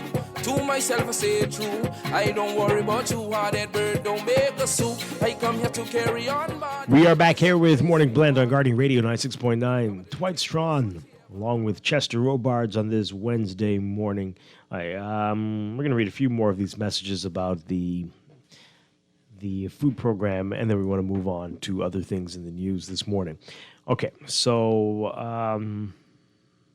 this texture says here, the food program and much more are all ways our country with unlimited money swings us, and then says what they want us to know. Okay. This one says here, Prime Minister Davis is berating the NGOs, but his government is not following the law in regards to e-procurement. It's the law, and they are simply refusing to follow it. Another one here. Mr. Davis, ask Mr. Davis to tell us who owns the land on which Pinecrest is being built and who got the contract to build the new wing at the prison. Also, which MPs didn't declare? Okay, that texter keeps sending that Pinecrest text. Something's going on. What's the deal? What's happening there? Do we know what's going on? Okay, I'm not sure why they... They know something. They know something. I don't know what, but okay. This one says here, the F&M should have more info on NGOs than the PLP was the government at the time. Why? And the program's over now, and they're doing an audit of the program, so I don't understand. But they're asking for the NGOs to provide some information. It's pretty simple. Okay. This one says here, did the PLP ever produce the reports for their urban renewal? The PAC requested the files, and they still turned around and gave more money. Okay. Mm-hmm. Oh, my goodness, what is this now? Sex crimes are also a potential risk of NGO operations. What? Remember, they're helping people who need food, have no homes, and no money. Stop speaking about NGOs like they're lily white, even if they are white. What's going on here today? Look at Haiti, as someone said. We need eagle eyes on everybody. Trust but verify. Anyone who refuses to be accountable needs triple eagle eyes. Okay. You were right. I mean, I don't know if you needed to add the earlier parts in, but they're okay, sure. Correct. Yes, we agree. Boy. And this one says here, as it relates to a request for independent autopsies, I would have thought that the Ministry of Health would have said that they would certainly allow the families to have those done, as opposed to saying that the request is being considered. Well, semantics. I'm sure that will be what happens there. But okay. All right. Let's take this call, and then we'll get to masks and mask mandates. Good morning, caller. You're on the air. Good morning, sir. Hi. I've been listening to most of it this morning. And you know what irks me with these politicians today? We, the small businessman and the public, they scrutinize. If you come through customs with potato chips, they count your potato chips. And they want to fine you, or they want to do this to you, or they hold you up in the airport or out to the docks or whatever. But we have these politicians that come in every year and carry millions of dollars. And there's no penalty, nobody's penalized or nothing. Like the other day, the income tax people, Inland Revenue, they came up with their stipulations and what they're going to do to us if we don't comply. Where is the compliancy with these people who are in power and carry millions of dollars every year? I don't want to pay my taxes because they just steal it and do foolishness with it. And I work for it, but I can't keep it. I got to give it to them. That is not right. And then they do foolishness with it. And we can't do anything. Well, they do need it to support other people and to fix the roads. Yeah, I agree. Some of it that goes where it's supposed to go. But listen, when you're talking about 58 million here, 100 million there, what they can't account for. All these things they can't account for. They don't want to come up and say what they have. And when the law states that is the law. Mm-hmm. Yeah. But yet they want us to follow the law. And if we don't follow the law, they want to shut you down. They want to put you in jail, put you in court. And they do all kinds of things to you as a Bahamian who pay some of your taxes, if not all. And then they squander it, and they can't account for it. Mm-hmm. And it hurts me to see how I have to pay all these taxes. So far for the year, I've already paid about $50,000 in taxes. And here it is, all this money coming up lost and unaccounted for. How am I supposed to feel about paying my taxes? Just tell me. I wish somebody could tell me how I'm supposed to feel. Well, that's sometimes just a natural reaction. But sometimes I feel like crying to know the amount of money I paid in the government. And every time they come out of power, one change, is all this money missing. Oh, boy. And they talking about they need it. They this, they that. Then when it ain't that, they going on these trips with their wives. You got governor generals or PMPs who collecting 2 and 3 pensions. How am I supposed to feel? And I working hard. They don't give me anything to make the money I make to pay them, you know. I have to invest my money and go to work every day and pay. And then pay them. And now here it is. The simple things that they know they're supposed to do, they don't do. But yet, they want to take me to my grave owing them. Oh, boy. They're going to say they gave you a road to get to work? No, but I didn't pay for the road. How many times I got to pay for this road? I'm 62. How much times I can pay for one road? Oh my! So you're depressing us because you're making us believe that it won't get easier for us to accept the way things are, the way the world works. Right, and every time they come and they need the next party come, they need money to pay the bill for the last one we're going on. Man, there's a whole lot of money they cannot account for. I'm tired. I'm really sick and tired of this. I tell you, I feel like crying when I see my good earned money go out to them, and they can't account for it, and they just doing foolishness straight through. Then next thing they go to court, they win the case. Yes. You got to end up paying them again. Yeah, you do. And the big This fancy you got to stop, because how you can't expect the public to keep paying you for money, paying you money that you don't have no vested interest in. Because see, if I open up a business, I open up the business for me to profit. I don't mind paying my taxes. But now you're going to tell me you're going to take me to court, you'll give me a loan to pay the taxes, or they're going to garnish your bank account or your paycheck. All these things they put in place for us, the people. Yeah. What about them? Okay. I'm sick and tired of it. Thank you. You're depressing a lot of people, but thank you very much. I mean, that's real pain there. Though. Yeah, my that's goodness. That's what I'm saying. I thought when you get older, you'd be like, well, that's just the way it is. But no, it hurts more, apparently. No. Oh, boy. Real pain. Okay. Well, the garnishing of the... cry. Don't let your protest be not paying your taxes. Right. Or else you might be crying for another reason. Exactly.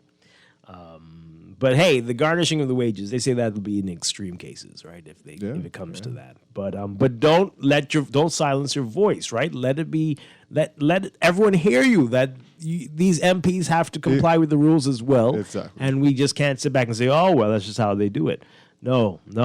We need more people to call and say those type things so that people understand people are hurting and sad and upset. We want to contribute, but we need to have some confidence that it's going to go in the right place. I just catch myself.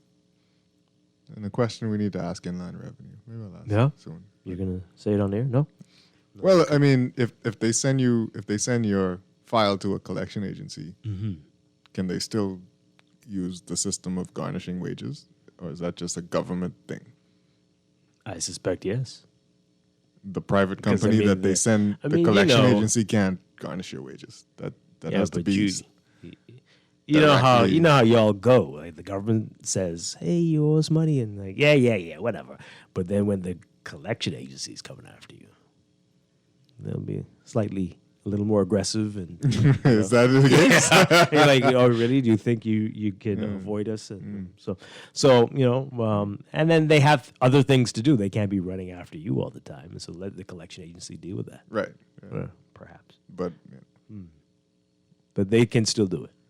The collection agency? I mean, if you don't comply, and the collection agency does all it can, then they'll say, well, so wage garnishing comes after the collection agency. It seems so. After we've tried everything we can do. Right. We sent them a nice letter.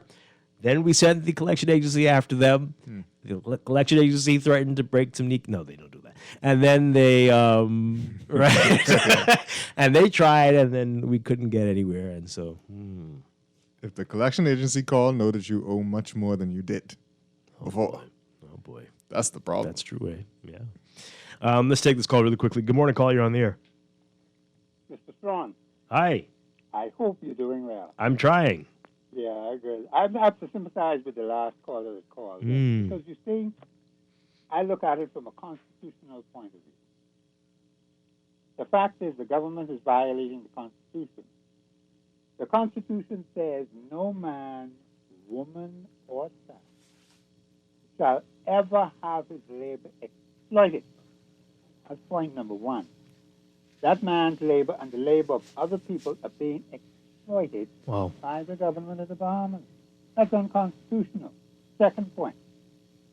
No man, woman, or child shall ever have their life frustrated by deprivation. That man's life and my life is being frustrated because we're being deprived of benefits, paying out all this money.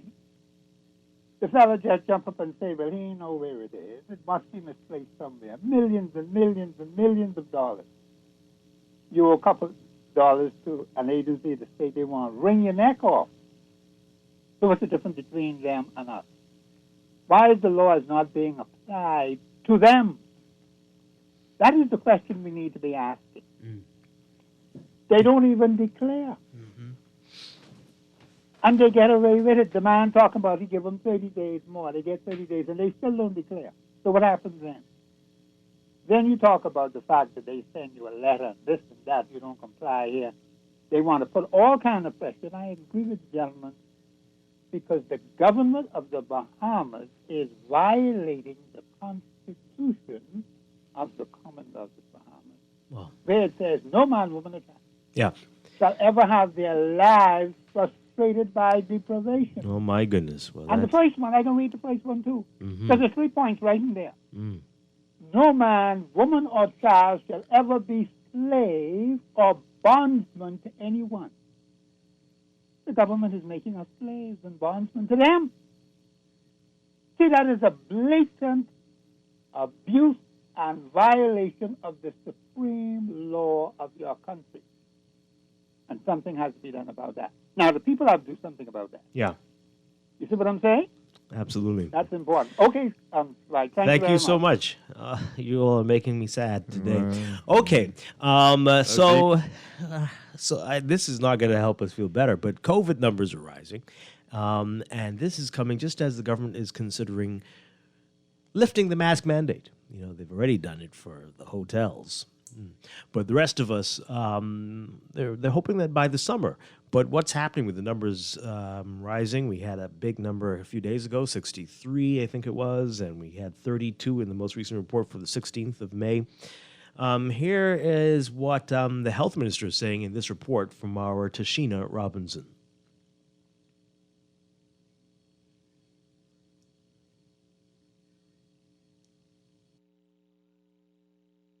Despite an increase in new COVID infections, the Davis administration has not ruled out plans to possibly lift the mask mandate by summer, according to Health and Wellness Minister Dr. Michael Darville. We are always hopeful. The situation is very fluid. We are in a relatively good position despite the numbers going up. And we will keep watching what's happening internationally and our tourism sector and the amount of cases that's coming in that are travel-related before any final decision would be made. 3 weeks ago, before the rise in COVID cases, Prime Minister Philip Davis said government could totally eliminate mask mandates by summer. The season officially begins on June 21st. Back in March, government relaxed mask mandates, making them no longer mandatory while in a lobby, corridor, or a casino of a hotel, or while in an outdoor setting where there's at least 3 feet of space between people who are not of the same household. Disabled people or those with special medical conditions are not required to wear a mask, provided they have a medical certificate or signed letter by a medical practitioner showing proof of their disability or condition. Now, with COVID numbers slowly climbing, Darville says the real number to watch is the one linked to hospitalizations. Well, we've been watching the cases rise. We are concerned, always concerned when the cases go up. But one of the good things in the good report is that the cases in hospital are very low. Last week, the cases were about 11. This week, it's about 12. And that is across the board at Doctors Hospital, the Princess Margaret, and the Rand Memorial Hospital, and Sandlands Rehabilitation Center. That is good news for us, and our team are concerned about the numbers, but while that's happening, we have no plan to tighten any restrictions at this time. Okay, our Tashina Robinson with that report there. Dr. Michael Darville speaking about the COVID numbers and mask mandates. So what's your view on this? We've been seeing the numbers tick up in the past few days, and this still, as always, questions about the effectiveness of masks and whether this is going to make a difference, whether we are required to or not. But what do you think should happen here? Just lift it because you've lifted it in other places and you don't want to be seen as being discriminatory and allow people to do what they want? Or keep it in place? What do you think? What about the effectiveness of masks? People are still, always have been, questioning and concerned about that, whether they really are effective. It's weird that they are questioning. I think so. Yeah. People still depends on what kind of mask. People still getting COVID. Depends on what kind of mask. More than once. Wearing masks all the time. They probably take it off somewhere. Okay. People ain't wearing a mask 24/7. Right. Let's hear what you have to say, folks. 323-6232. I love the places that make you wear a mask to walk through the doorway. Yes. Doorway. Because as soon as you go to your table or whatnot, rip off. And then when you go to the bathroom, you have to put it back on. Put it back on, yeah. And then come back on, take it off. Yeah. And then put it on the table. Put it in your pocket. Yeah. Put it on your chin. Wipe off the chair with it. Yeah. Use it as a napkin. Oh, boy. 325-4316. 325-4259. Tweet us, Facebook us, text us, 422-4796. Caller, are you talking about this, or what are you talking about this morning? Good morning. Good morning. Hi. I'm trying to get over my sadness because of Sparky. He made me really sad. That wasn't Sparky. Sparky, If you can believe that, it was not Sparky this morning. But it wasn't Sparky. No. Whoever the gentleman was. He made me really sad with the story. But with the COVID situation, I don't feel like they should lift the mask or give a time frame in which they should lift it, because obviously this is up and down, and they don't know what the summer's going to look like. So now they have people with the expectation that by summer we'll be out of the mask, which by summer we may need to be doubling up masks again like we did before. No, let's not talk like that. They're saying they're looking at the hospitalized numbers. But have they realized that the persons in the community that has it are the ones that eventually going to get to the persons who would be hospitalized? Shouldn't that be a concern? Yeah. Well, no one's going to stop you from wearing a mask. Although the other day someone said, "Why don't you take off this mask? You look ridiculous." And I was like, "What?" But no one's going to stop you. So if you want to, going forward, want to wear them, if you feel safer, right? Someone told you look ridiculous. Yeah. Apparently, it's a combination of the mask and the sunglasses. I like the idea. They say you look ridiculous. I don't say looking ridiculous as long as I'm alive. I'm good. Oh, there you go. Exactly. Right? So, yes, I am. Thank you very much. Appreciate it. Right? Better to, yes, indeed. She said it well. Okay. Apparently, with the sunglasses. If I were to tweak a Bible verse, as for me and my house, we shall wear our masks. There you go. What say you, caller? Good morning. Morning, Dwight. How you doing? Doing good well. To your co-host. Yes, good morning. Listen to the mental health. That's a while ago. That smile and check out. We should move the mask. I mean, we have rumors of tourists come here. The hotels are full. I just watched a Lionel Richie concert last night. No mask. Majority of Americans not wearing the mask. Majority of Europeans not wearing the mask. When are we going to not going to wear the mask? The carnival is next week on the 20th. Next week Saturday. I'm correct? I think this Saturday. Okay, you think Jordan going to be wearing masks? We need to start playing the games and move the mask restrictions. Because the tourists coming in big time numbers. You see them on Bay Street with no mask, right? You be on Bay Street? No mask. So what we are saying? I don't understand the Ministry of Health. Do you understand the Ministry of Health, right? Okay, what? I mean, they're under a lot of pressure. They are, and the numbers are. The minister or the doctor? See, I think the challenge is that they lifted the mandate for the hotels. It really looks bad. It looks so strange, and we all are trying to avoid discrimination, and the perception of discrimination and discriminatory. They moved the mask. The hotels are not wearing no mask. Yeah. That's at a conference there. So that's not good. They put in the Bohemians in a stress. The Bohemians looking at it saying, we are stressed for educated people. Everybody coming in, no mask. Why are we wearing masks?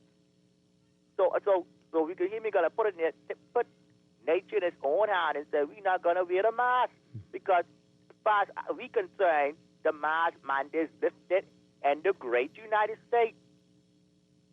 So let's make a decision today, Minister. Don't wear the mask. Stop it. Because you discriminating. Some behemoths are got to wear it, and the tourists don't have to wear it. Done that. I mentioned Carnival. Next week, Saturday, they're not going to be wearing masks. Mm-hmm. I'm your phone. Can you have a good day? Okay. Thanks a lot. Yeah. Let's take this call. Good morning, caller. You're on the air. Good morning, caller. You're on the air. Good morning, Dwight. Hi. Sparky here, you know. Hi, Sparky. Backing up something that Poncanita said just a minute ago. Yesterday, I witnessed the same thing. I've been witnessing this for the last couple of weeks since we opened up the port. I mean, Dwight, I was so. I can't use the word on your station. Because I went down to downtown and the fish fry area. I just came from the doctor last week and everything because I was suffering with some situations. Well, when I went to the doctor's office, they asked me to wear the mask. When the doctor examined me, I was wearing the mask. He was wearing his mask. But doctors and dentists normally wear masks anyway. But the situation was, I have shortness of breath because of, something that Dr. Sanchez is dealing with me with. So now I'm wearing the mask, but I have shortness of breath. He say, but, when you're out in the open, take your mask off. I going down Bay Street in a car. I see the police all around Bay Street. All yesterday, they had mass amount of police on Bay Street. Inspectors and everything. Everybody, police wearing masks. People in the straw market wearing masks. People in those jewelry stores wearing masks. But no tourists. I see tourists all over Fish Fry. None got no masks on. I see women and men walking down Bay Street with bathing suits on, bikinis on. No tourists got no masks on. But the Hamans are told to wear masks. I go in Kelly's. The security man tell me to put the mask on. The cashier telling me to put the mask. I said, Miss, I short this a breath. The mask stopping it. Yes, sir, but you got to put on your mask. Why are they telling us that in my country I have to wear a mask, but the foreigner can come in and don't have to wear a mask? Well, I mean, I don't think. Boy. It's the hotels. I mean, it's not supposed to be like that downtown, but nobody's going to say anything. And that's a problem. That is a real problem. And, but boy, I hear you.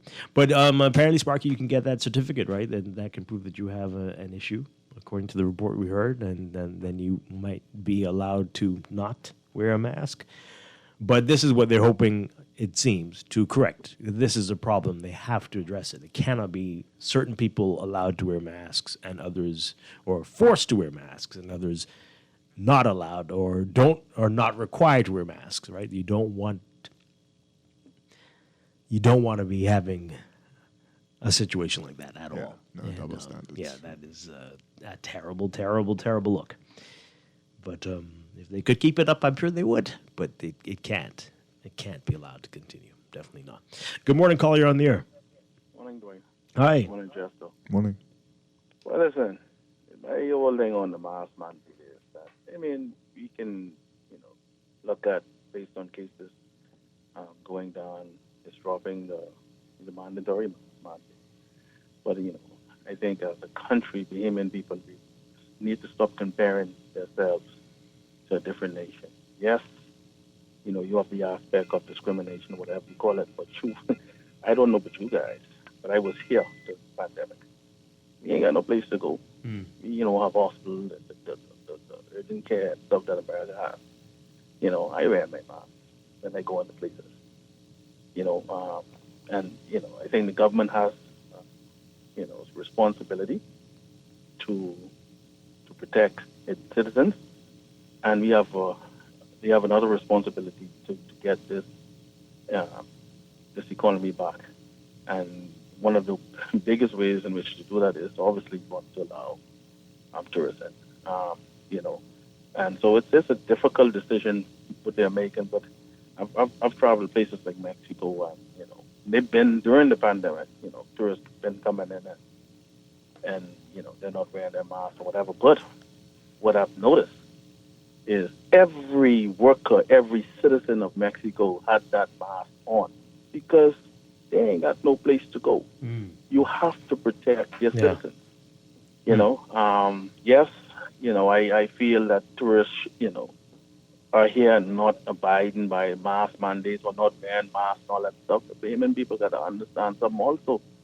You know, if these cases go back up, the hospital care is in here. You know, so, you know, we have a personal decision to also make. But Absolutely. yes, I think the mask mandate could be dropped. But also, I think companies and indoor places should still require people to wear their masks.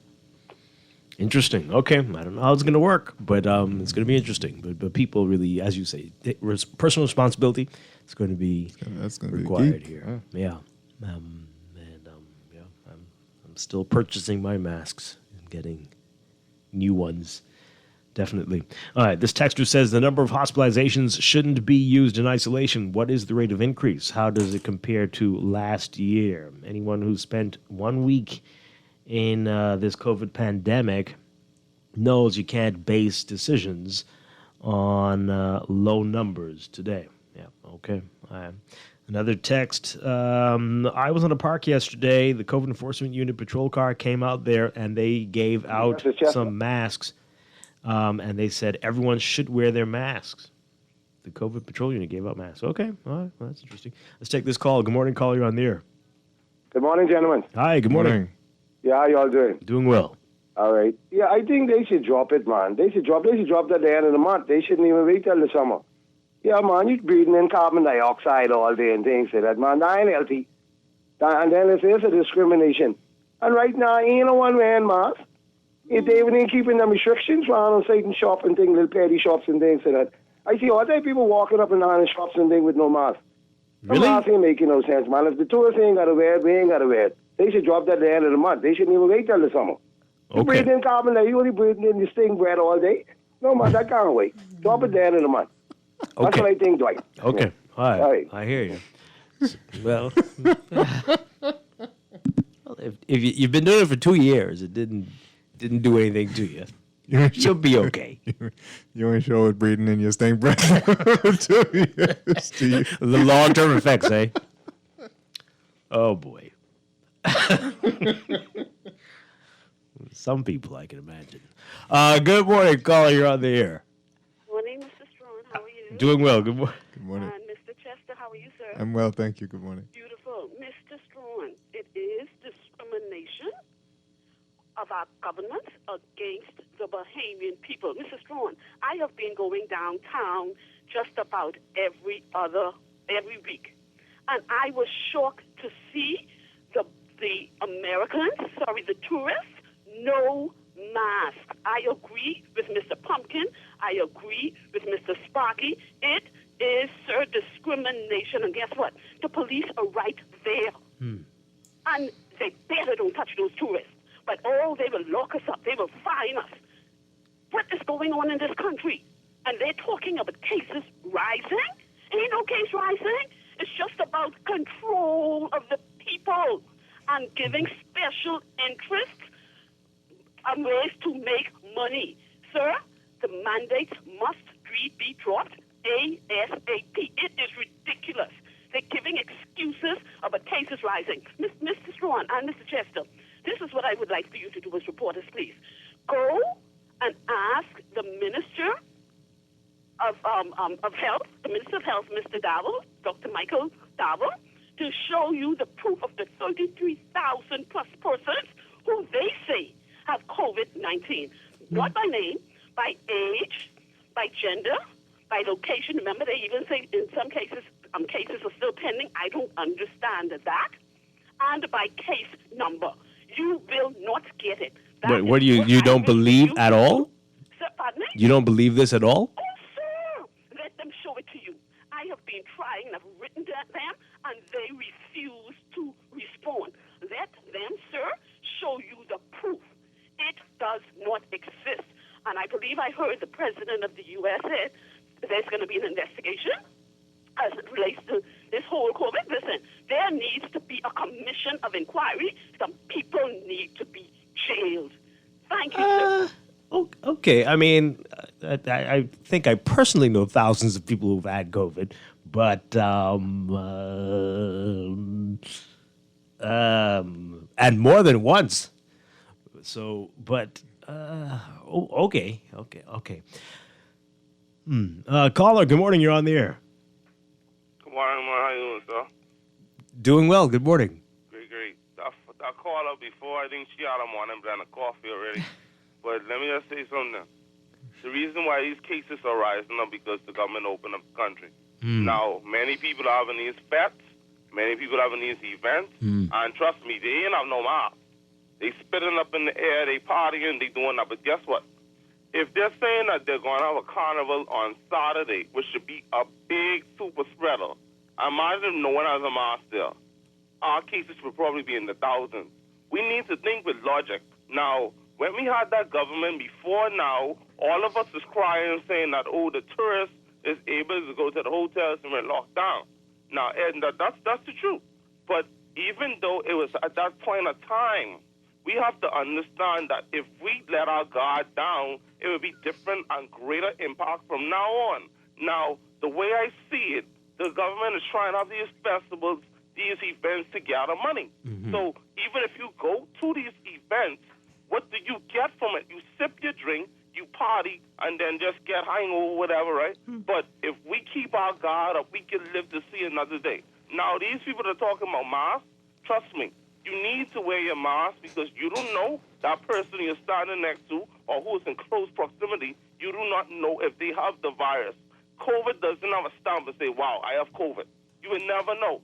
So if you let your guard down, let your mask down and do what you feel like, you will not be able to feel any effects because probably you will be out of it. And lastly, they're saying that the hospital cases are on the rise. Yes, it's on the rise because we are not doing the things that we have to do to be as a people. So I'm doubly vaccinated, I'm boosted. I'm not just calling saying that I'm big and bold, whatever, but let's just be more sensible as Bahamian people. We can't let this country go now by stupidity and ignorance. Thank you. Okay, thank you very much. Appreciate that. Wow. All right, one final call, and then we're going to read some of your text messages, and then we got to take a break for the news headlines. But caller, good morning. You're on the air. Good morning, Dwight, and your co-host. Hi. Good morning. Yes, sir. You heard what President Joe Biden said over the weekend. In the United States, they still having about 1,000 deaths each day. Yeah. So if Bahamians go and follow what the tourists are doing, or walking around town, bikini on, no mask on, or in the hotel, we will be back up. They say 63 cases come out for Saturday, but Saturday night give a full count for the last 2 weeks. I don't know if they're trying to keep this count down until Carnival is over. Well, you should listen to Guardian Radio then. No, but Guardian is used to do, but they ain't give a full count for a good while either. Okay. I don't know if you could check your computer quick to see because what I'm saying. The most recent one is 32. That's I know 32 come out. Yeah. I'm talking about the full count for the country since it started. You want that one. Okay. That's for about more than 2 weeks. Okay. And what I'm saying, if 63 come out, but I think to the bottom of the TV they had 33,989. But if 63 come out for Saturday, that got to be for 34,100 and some. So I got a feeling they keeping it down a bit until this carnival is passed over. No, I don't think that's how it works. But I'm saying for Sparky and that lady who something got to be wrong with her. She don't believe that COVID. It sounds like she don't believe that COVID never exists. And then Pumpkin, like you and your co-host say, don't care what they do. They can remove the mask. They're not going to fine you, give you a penalty for wearing the mask. You wear a mask, protect yourself and others. Right. Yeah. So those who talking about remove the mask now because they want to follow the tourists and stuff, let them do that. You doing that, protect yourself. And I believe a lot of people ain't wearing no mask. That's why the cases are going up now. Yeah. You see? Thank you very much. You got to do the right thing if you want this thing to stop, man. Absolutely. All right, so according to the latest dashboard, the 32,526 total recovered cases and 448 active cases. And as of that dashboard, 17 recovered that day. Okay, 32,526.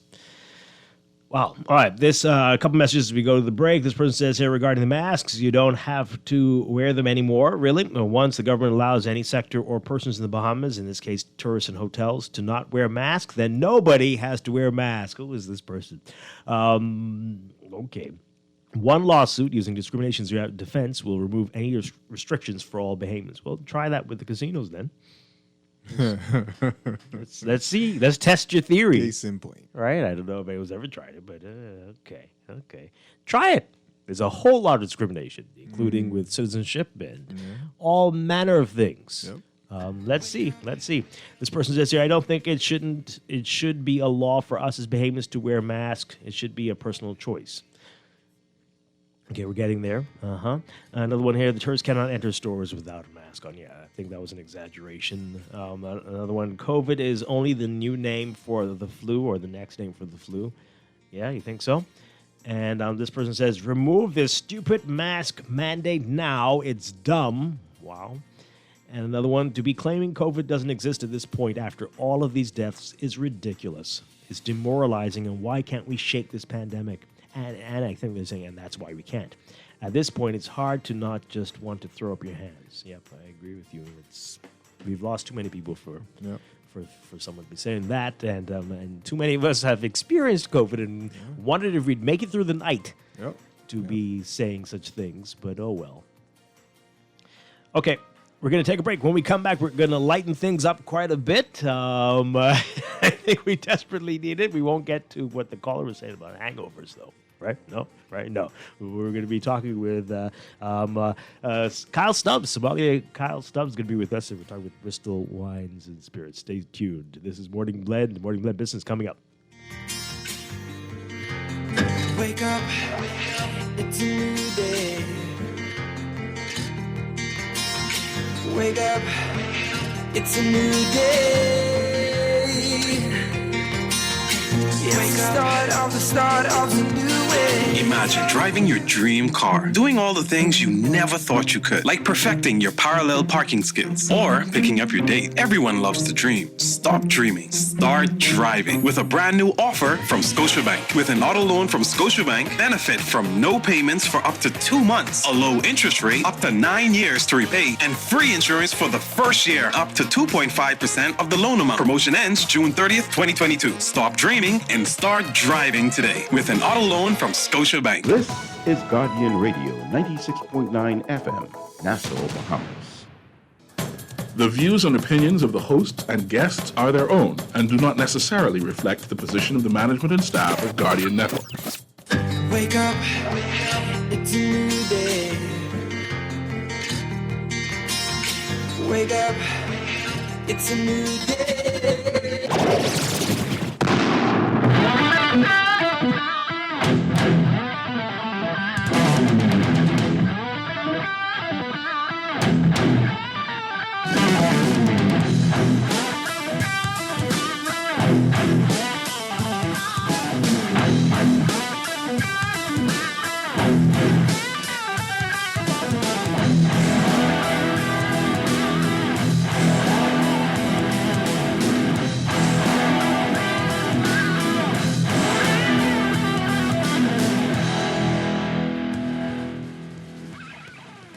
Good morning and welcome to Morning Blend Business on this Wednesday, May 18th, 2022. Welcome back to our Morning Blend listeners. Once again, I'm Dwight Strachan along with Chester Robards, and we're getting full swing into it now, our monthly series with sommelier Kyle Stubbs and Bristol Wine and Spirits. And this is every month we're going to be doing this. This is the third Wednesday each month, right? Indeed. Yeah, so we're looking forward to it.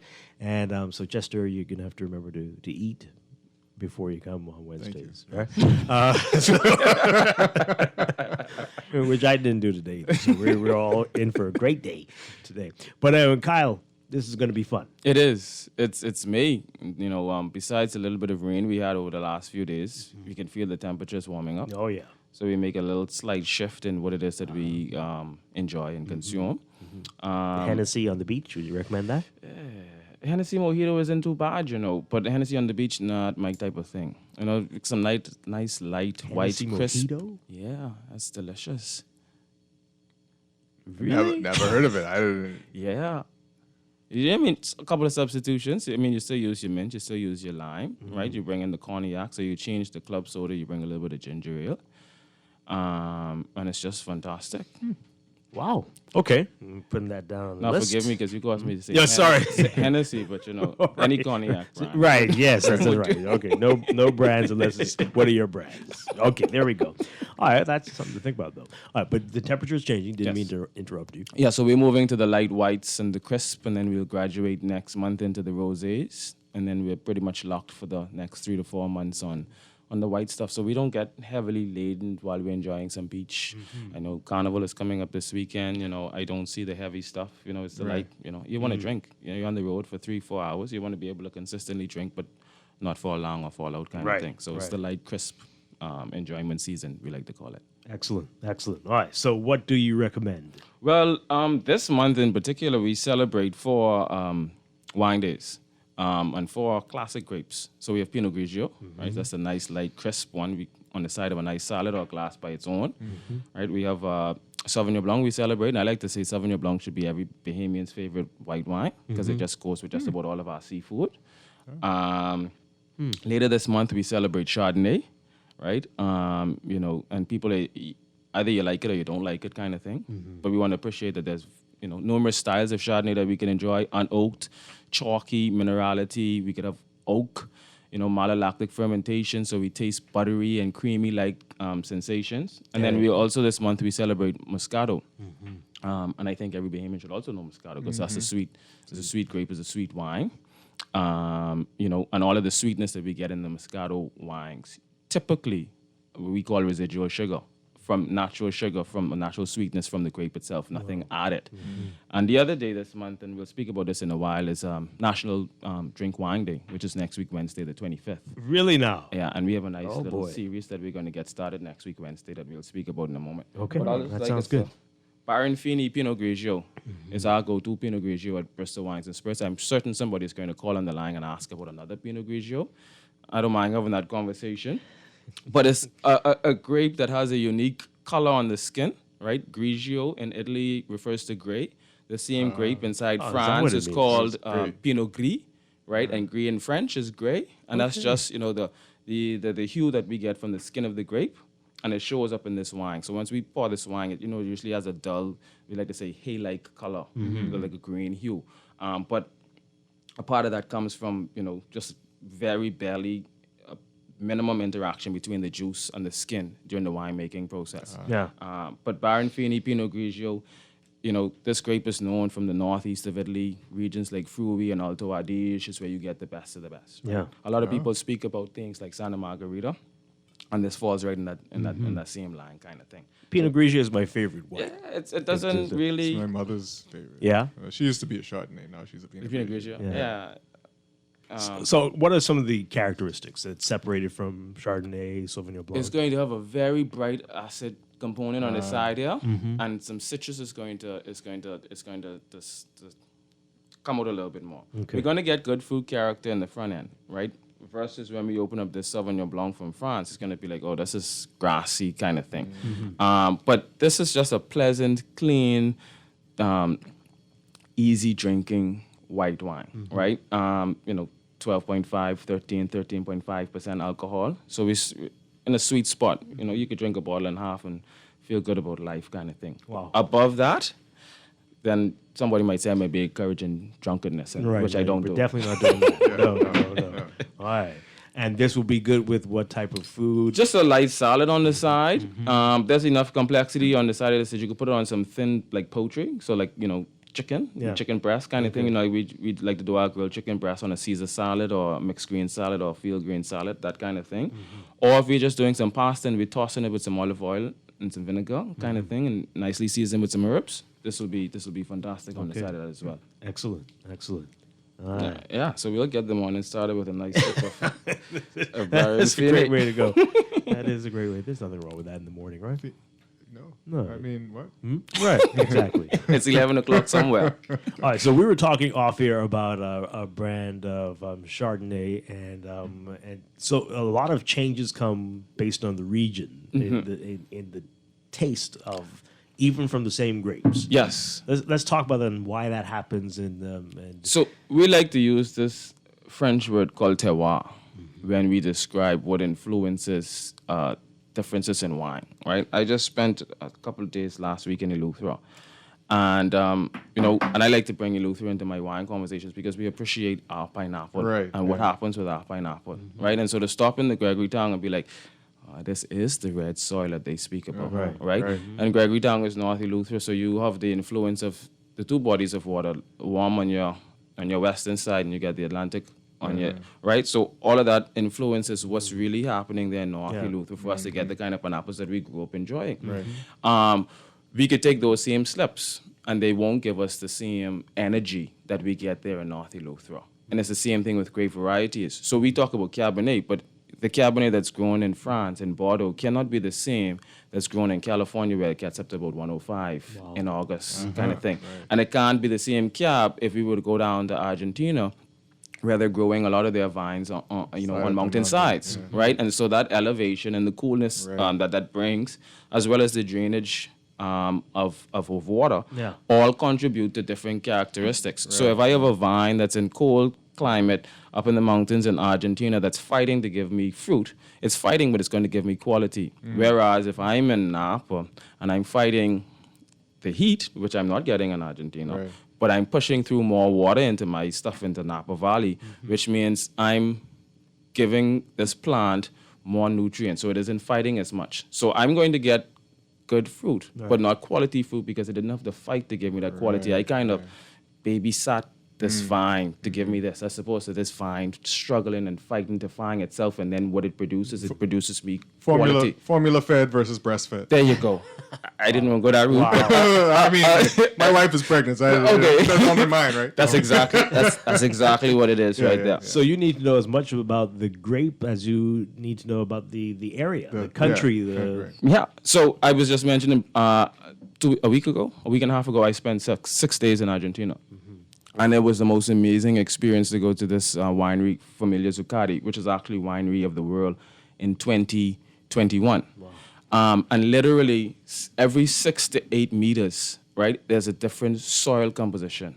And so you literally put in your hand and it's like, this is like fine sand. And then you go down 6 meters and you're picking up little pebbles, all right? And then you're getting an understanding as to, okay, well, why this block is Malbecs, why this block is Chardonnays, why this block is something else. And it's literally, they've been testing and understanding, okay, within this valley where we are, there are numerous soil types and numerous microclimates. And in order for us to put forward the best product, we have to know what we're dealing in these micro areas to make certain that we're matching up terroir with grapes and so on. Yeah, I think part of the beauty of wine, and not because you want to go drink alcohol, is understanding it. And the chemistry and the biology and the geography. To me, that's more interesting than the wine itself. That's a crazy point you made just now, Chester, because I always tell people, if you go back to my high school days, I was never good in geography. I was never good in chemistry. I was never good in history. But when the three of them came together in the wine world, I was like, oh, I'm a historian. Here I am, a storyteller, right? Here I am understanding molecules and compounds in a wine, right? Process. And I'm like, wow.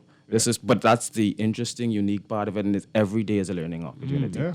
So when you go to a place, because you have an experience with French Pinot Grigio, and you ask for Pinot Grigio, and they bring you California Pinot Grigio, and it doesn't taste the same, and you're like, wait, I don't know if I mean, what should you do to avoid a situation like that? So, and will it be that different? It would be that different. So we like to start off in the wine world with the basics and appreciation of the history, which is certain grape varieties have been historically grown and producing exceptionally well wines in particular regions. So I speak about the Northeast in Italy and Pinot Grigios, right? We speak about Burgundy in France with Chardonnay and with Pinot Noirs. And so those lead our understanding and impression of those wine styles.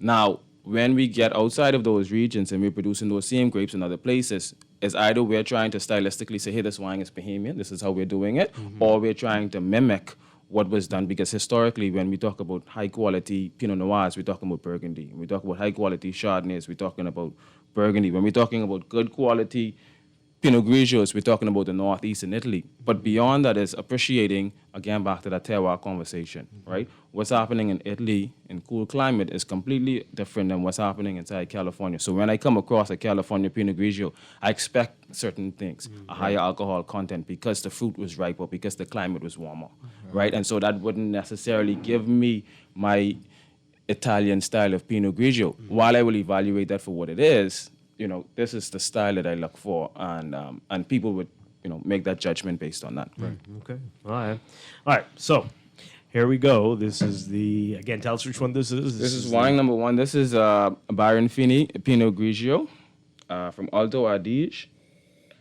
So color-wise, we speak about this pale color, right? I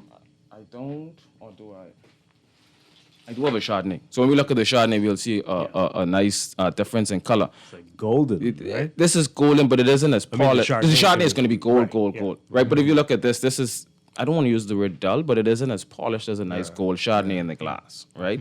And we speak about the color, the Grigio and the Gris, and that shows up color-wise. But on the nose, it smells fresh, like refreshing kind of thing, right? There's a little bit of citrus and there's a little bit of like green apple and a little bit of grassiness, but it's a fresh aroma. There's no offensive aroma or anything of that sort. And then when we put it on the palate,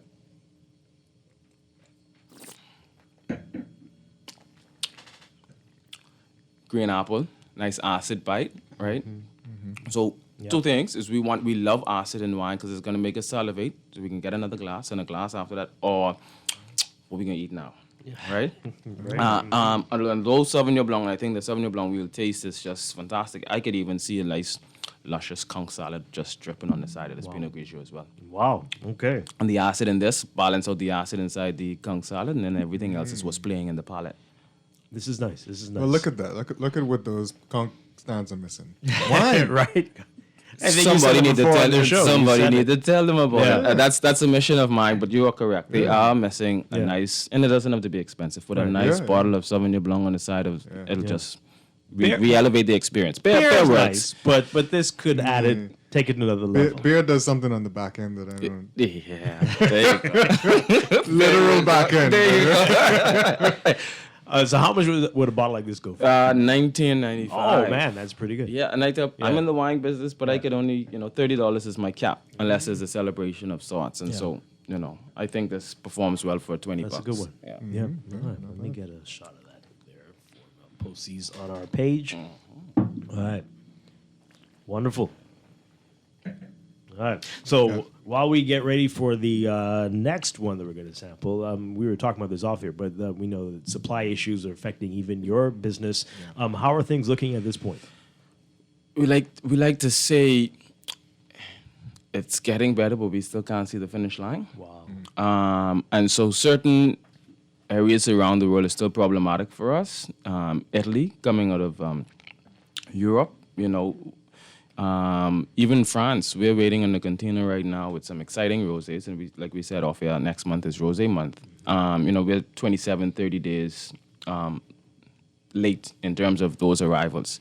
Oh boy. Just like everybody else, the increase in cost for containers is a real concern, and we're still, investigating suppliers to make certain, cost and timeliness of getting our product here is it in line with what we need to do inside the market, but it's a struggle day in and day out. And Eddie Gardner, our VP of Logistics, who works along with Carolyn Sands, who took on a greater portion of our ordering just to make sure we could stay on top of things. Every day they mention, it's a battle, it's a fight. Wow.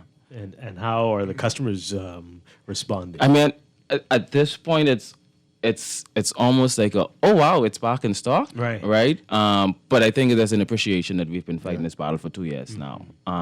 But when I say it's getting better, it's we find suitable replacements. The customers are okay with them, bringing in new SKUs. So if you look at the rosé market, which has just been exploding over the last 5 years, with Spring Angel and Minuti is top of the line.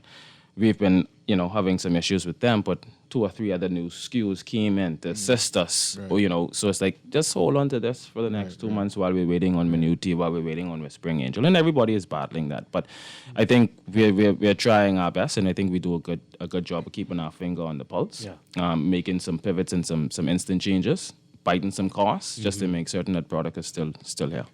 Are the purists the ones who want a certain product, and when they actually come in, are they taking them off the shelf themselves? Are they like, I'm taking this case? Yeah. Instead of like 2 bottles. Yeah, no, it's like, so it's like the chemist is like, okay, how much bottles in here? And we have some folks who would come up the Premier Crew and they would call Blake Road like, so you got 2 more bottles. Yeah.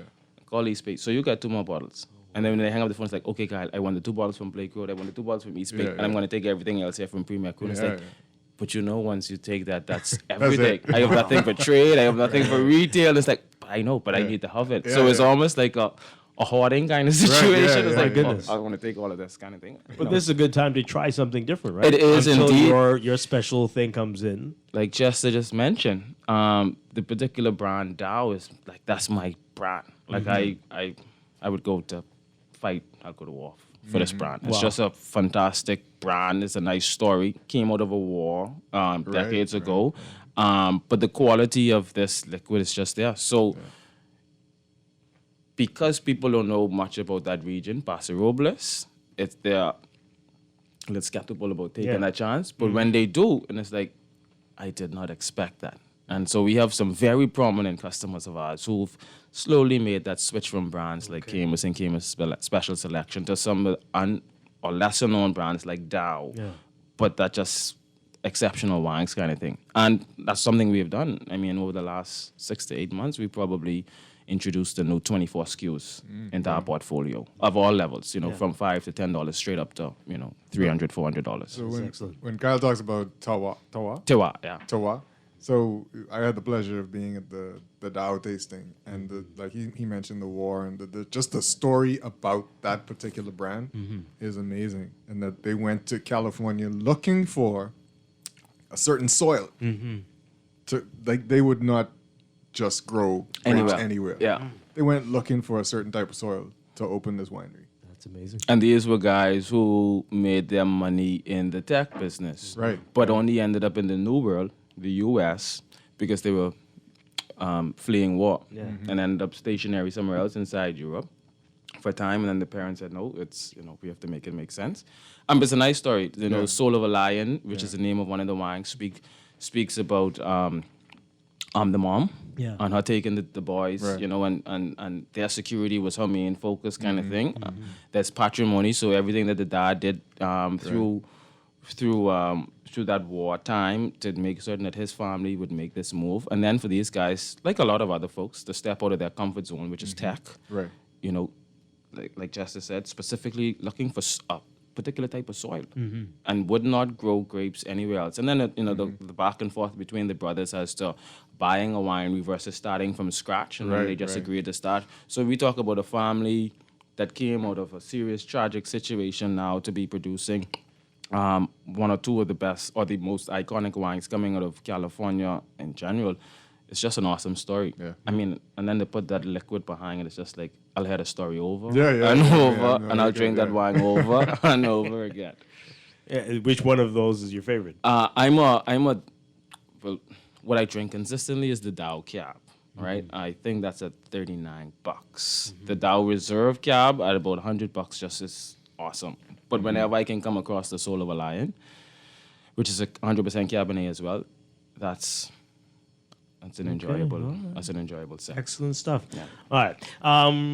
You can send us your questions. If you have questions for Kyle Stubbs, text us 422-4796 or call in 323-6232, 325-4316.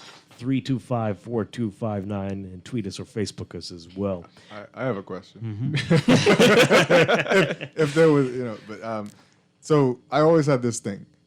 If I enjoyed a taste profile and I had to go to something new, or let's say I was away and I wanted to buy a bottle of wine, how do I decide from just looking at a new bottle of wine if that could possibly be my taste profile? Okay, So good question. So what you would be using your memory to go back to that wine that you had with the taste profile. Right. First thing is remembering what grape variety it was, or if it wasn't, if it was a blend, and then where did it come from? Because for the most part, we can say California wines are fruit forward with a little bit of oak and a high alcohol content, right? So if you drink Tao today and you drink Deloche tomorrow, some of the majority of those characteristics should transfer over, right? Because grapes grown in the same climatic conditions and so on and so forth. Above and beyond that, some winemakers are now getting to the point of describing their wines on the back label. Some are honest and some are not honest, right? But that is another thing we can use as to, okay, did he say this was lush? Did he say this was a heavy body? Did he say that, what does the alcohol content say? Did he describe this as extremely dry? And then you match them up with the taste profile that you've had before. But I always tell people, take your, I don't want to say take your drinking serious because that sounds like, like get drunk. But it's like take it serious to the point where you register like, no, that was an exceptional wine or cocktail I had. Is which wine I drank, which region it came from. So it's always it was a Henry Bourgeois Sancerre. So it's like, oh, I don't have Henry Bourgeois Sancerre, but I have a Sancerre. Stylistically, they're the same kind of thing. You should hit, the majority of those profiles kind of. But it's on you to make sure you register. Okay, either the name of this wine or the varietal or a description of the profile and where it came from. And then, hopefully you walk into a store or a restaurant where you could just ask those simple questions and somebody point you in the right direction. Okay. All right. So you've got another one for us? Yeah. So Sauvignon Blanc is, like I said, every Bahamian should have this wine at home. At some point, we can do conch salad, we can do conch fritters, we can do conch, we can do grilled conch. This just fits it. Very herbaceous wine, right? We know it historically from the France area where it does Puy Fumés and Sancerres, but outside of that, we just call it Sauvignon Blanc. Everybody speaks about New Zealand Sauvignon Blanc. Very expressive. You get some tropical fruit on the nose, and then you get the citrus acid on the side. But this is more of a mineral-driven wine. So you don't get all of those expressions of citrus and tropical fruit. You get a little bit of grassiness, right? Herbaceousness. And when we think about how we do conch, everything is herbs, no matter what it is. We're going to end up with some herbs kind of thing. So I just want us to get this appreciation. Henry Bourgeois is my favorite Sauvignon Blanc, right? On top of our New Zealand stuff. I just think it's more of it's a food wine. Okay. I'm a food guy, and I think it presents itself a little bit more lively on the side of some food. Okay. This, I think, is going to be our most expensive today. This one retails at $41. Okay. Wow. It's a little bourgeois. Yeah, bourgeois. All right, and let's talk about the color, how this compares to the Pinot Grigio. So there's a little bit more color in this for sure, right? So in terms of color pigments, we have a little bit more in here, but we're not on that up one more time so you can see a picture. We're not on the gold side of things yet, but there's a little bit more green and yellow hues that's coming in this. There's a little bit more color pigment coming through. Yeah. Again, nothing floating in the glass or anything. So we passed the sight test, and on the nose.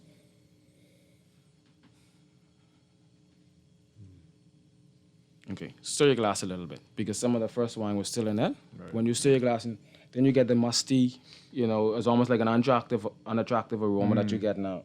That's like we describe as cut grass kind of thing, that herbaceousness we describe.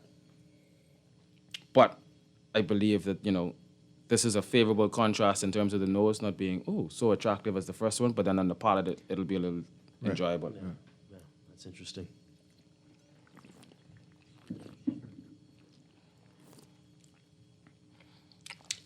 It's just clean. It is. Yeah, it's just very clean. Yeah. But you still get. It's almost like when you drink Coke in a can versus Coke in a bottle. You get the little minerality kind of thing going on. But it is in New Zealand that's going to say, hey, here's some kiwi and some pineapple and here's some citrus acid. It's just I could taste the acid. It's there, but it isn't overpowering. Yeah. I smell the herbaceousness, but it doesn't really dominate my. It's just a clean, very clean interpretation of a Sauvignon Blanc like this. 2 or 3 bottles and you'll have to call the ambulance. pick me up off the beach. I just think, you'll get lost in it. Yeah. You know what comes to my mind when I taste it is river water or like mountain fresh kind of. it's like, Is that what you're I mean, you are mentioned drinking minerals. that, Chester?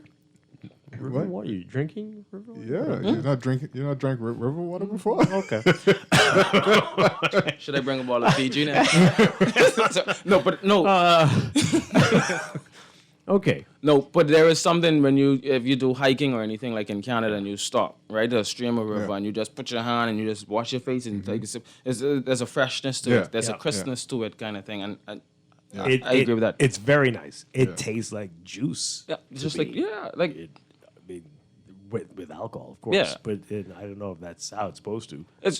But it's a white wine that isn't crafted by the winemaker to give us something. Mm-hmm. So the grapes did everything. Yeah. Right. The quality of grapes. Right. Right. The so we're in France, so we're talking about natural yeast already existing inside the winery, and nothing really, no winemakers impression onto it to manipulate to say, I want to get a particular alcohol content or what. It's like, no, today is harvest day, we harvest these grapes, we ferment them out, this is what we get. Very we nice. leave it in stainless steel, there's no oak interaction, so whatever happened in the wine, in the vineyard, is what shows up in the winery. As opposed to us saying, oh no, let's put it in some oak and change the style. It's like, this is, everything we're tasting is what is a result of what's happening Very inside pure. the vineyard. Yeah. Okay. That's really very cool. I'm talking with Kyle Stubbs. We have more sampling, right? It's not drinking. Sampling to do when we come back, and we'll get to your calls and your questions. We've got some text questions We coming wouldn't get in. through the show if we were drinking. All right. This is Morning Blend Business. Stay with us. Makes me forget that I still need her so. Red wine. You know, you should teach a savings class, because you know everything. No, I just choose wisely. Like, I just got 2 months free home internet from BTC. All I did was sign up for internet. 2 months internet free? For real? I bundled my internet and mobile services, and now I'm paying half of what the other guys charge. Plus, as a new customer, I get 2 months internet free. What? Nah, that's a big deal. Switch to BTC Internet and get the second and third months free for new customers. Conditions apply. Doctors Hospital's Pharmacy introduces a new spin on prescriptions called Pick Up Now, Pay Later. That's right, you can collect your medications first and pay after. How does it work? Step 1, submit a prescription online. Step 2, select the pickup site. Step 3, collect your medication. And Step 4, pay online within 14 days. For more info, call us at 242-302-4785 or visit us at doctorshospital.com. Imagine driving your dream car, doing all the things you never thought you could, like perfecting your parallel parking skills or picking up your date. Everyone loves to dream. Stop dreaming. Start driving with a brand new offer from Scotiabank. With an auto loan from Scotiabank, benefit from no payments for up to 2 months, a low interest rate up to 9 years to repay, and free insurance for the first year up to 2.5% of the loan amount. Promotion ends June 30th, 2022. Stop dreaming and start driving today with an auto loan from Scotiabank. Wake up, it's a new day. This is Guardian Radio, 96.9 FM, Nassau, Bahamas. History has taught us that in crisis, humanity will always respond with innovation. What world-changing technologies will emerge from humanity's latest challenges? How can the Caribbean capitalize on the metaverse, blockchain, hybrid work, and more? Join us at the RF Economic Outlook Conference under the theme Future Forces, World-Changing Ideas, where we will explore the future of work, investments, technology, and more. The journey begins on June 8th. Reserve your seat today at www.rfeoc.com. Play this record as frequently as possible. Friday, May 20th, it's time to feel good. It's Star 106 and 4 Walls. Feel Good Friday. Classic. The Star 106 Anniversary Edition. Happening at the 4 Walls Squash and Social Club Village Road. It's the after work. I got so early vibes. Vintage. Block party. Exclusively for the grown and sexy. With the best in throwback classics. Happening at the new outdoor terrace bar at 4 Walls. Limited tickets on sale now at the Nassau Guardian and 4 Walls for $20 in advance. Alright, but Come out early to enjoy the open rum bar from 5 to 6 p.m. This is a strictly cashless party. So bring your old school dancing moves with your new school payment options. Feel Good Fridays. Friday, May 20th.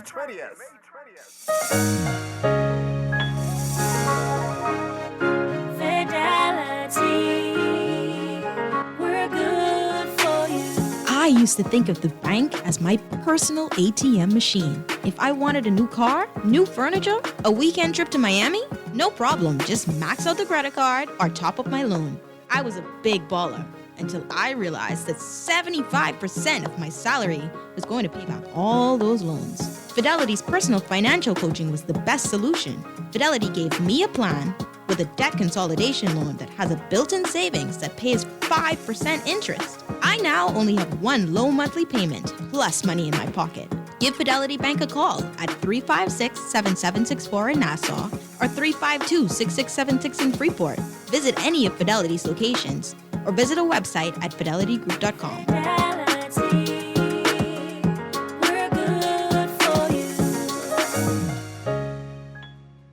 The city of Miami is waiting for you, and Island Pay wants to take you there.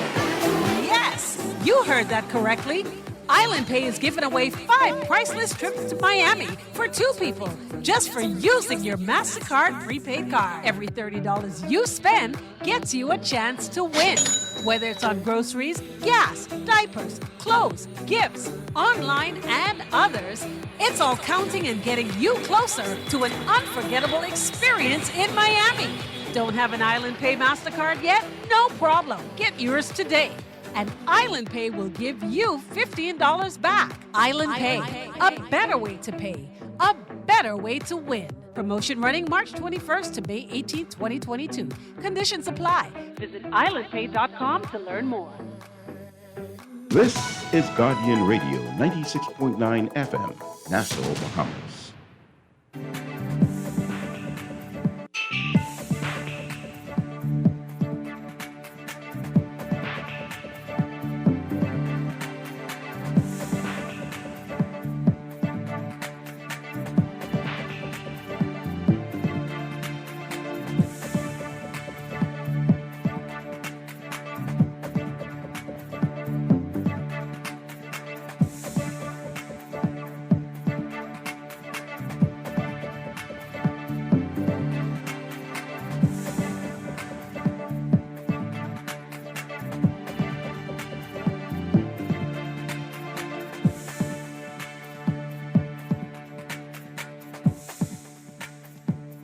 It is time for your morning business report, brought to you by CFAL, local investment firm Wiser Global Capital Markets is comparing the decision of cryptocurrency exchange FTX to build its global headquarters in the Bahamas to Saul Kirshen's decision to develop Atlantis here, while also praising the government for the Digital Assets and Registered Exchanges Act.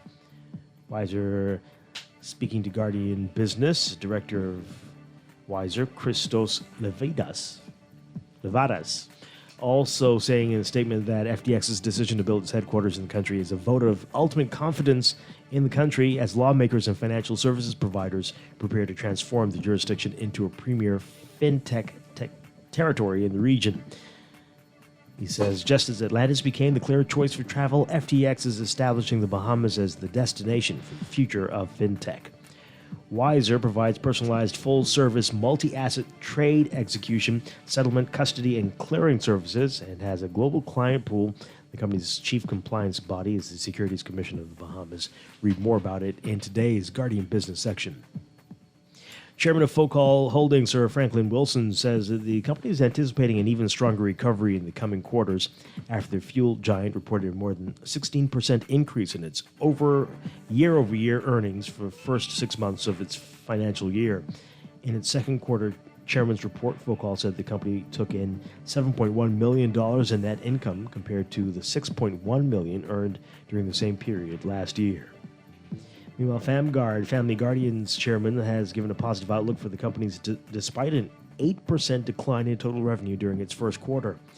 FamGuard Group Chairman Dondridge Miller says the company earned $2.8 million in profits for the first quarter, The group reported total revenue of $31.3 million for the 3 months ended March 31st, 2022, an 8.1% decline compared to the $34.1 million reported for the period ending March 31st, 2021. The decline in revenue is primarily due to a negative variance in annuity and sundry deposits, which were reduced by 50.5% due to the normal fluctuation in deposit amounts from period to period. More on these stories in today's Guardian Business section. Overseas, while Europeans bask in the warmth of spring, governments are in a race against winter. Europe is trying to cut use of Russian natural gas because of the war in Ukraine, but still find enough to keep the lights on and homes warm enough before it gets cold again. That has sent officials and utilities racing to fill underground storage with scarce supplies of natural gas from other producers, competition that further raises already high prices as utility bills and business costs soar. Italy has announced new supplies from Algeria, while Germany has outlined an energy partnership with Qatar, a major supplier of liquefied gas that arrives by ship. Closer to home in your Market Watch, recapping trading on the BISX from Tuesday, your market movers, Bank of the Bahamas moving 867 shares, closing unchanged at $2.25. Bahamas Waste moving 2,000, up 50 cents to 9.75. CIBC First Caribbean Bank moving 1,000, up $1.42 to 16.60. Fidelity Bank moving 333, unchanged at 15.20. Consolidated Water closing at 2.29, unchanged, and Emira Incorporated unchanged at 11.66. The BISX All-Share Index closing at 2,446.84, up 76.14. That's your Market Watch. And that is your morning business report brought to you by CFAL, growing wealth for future generations.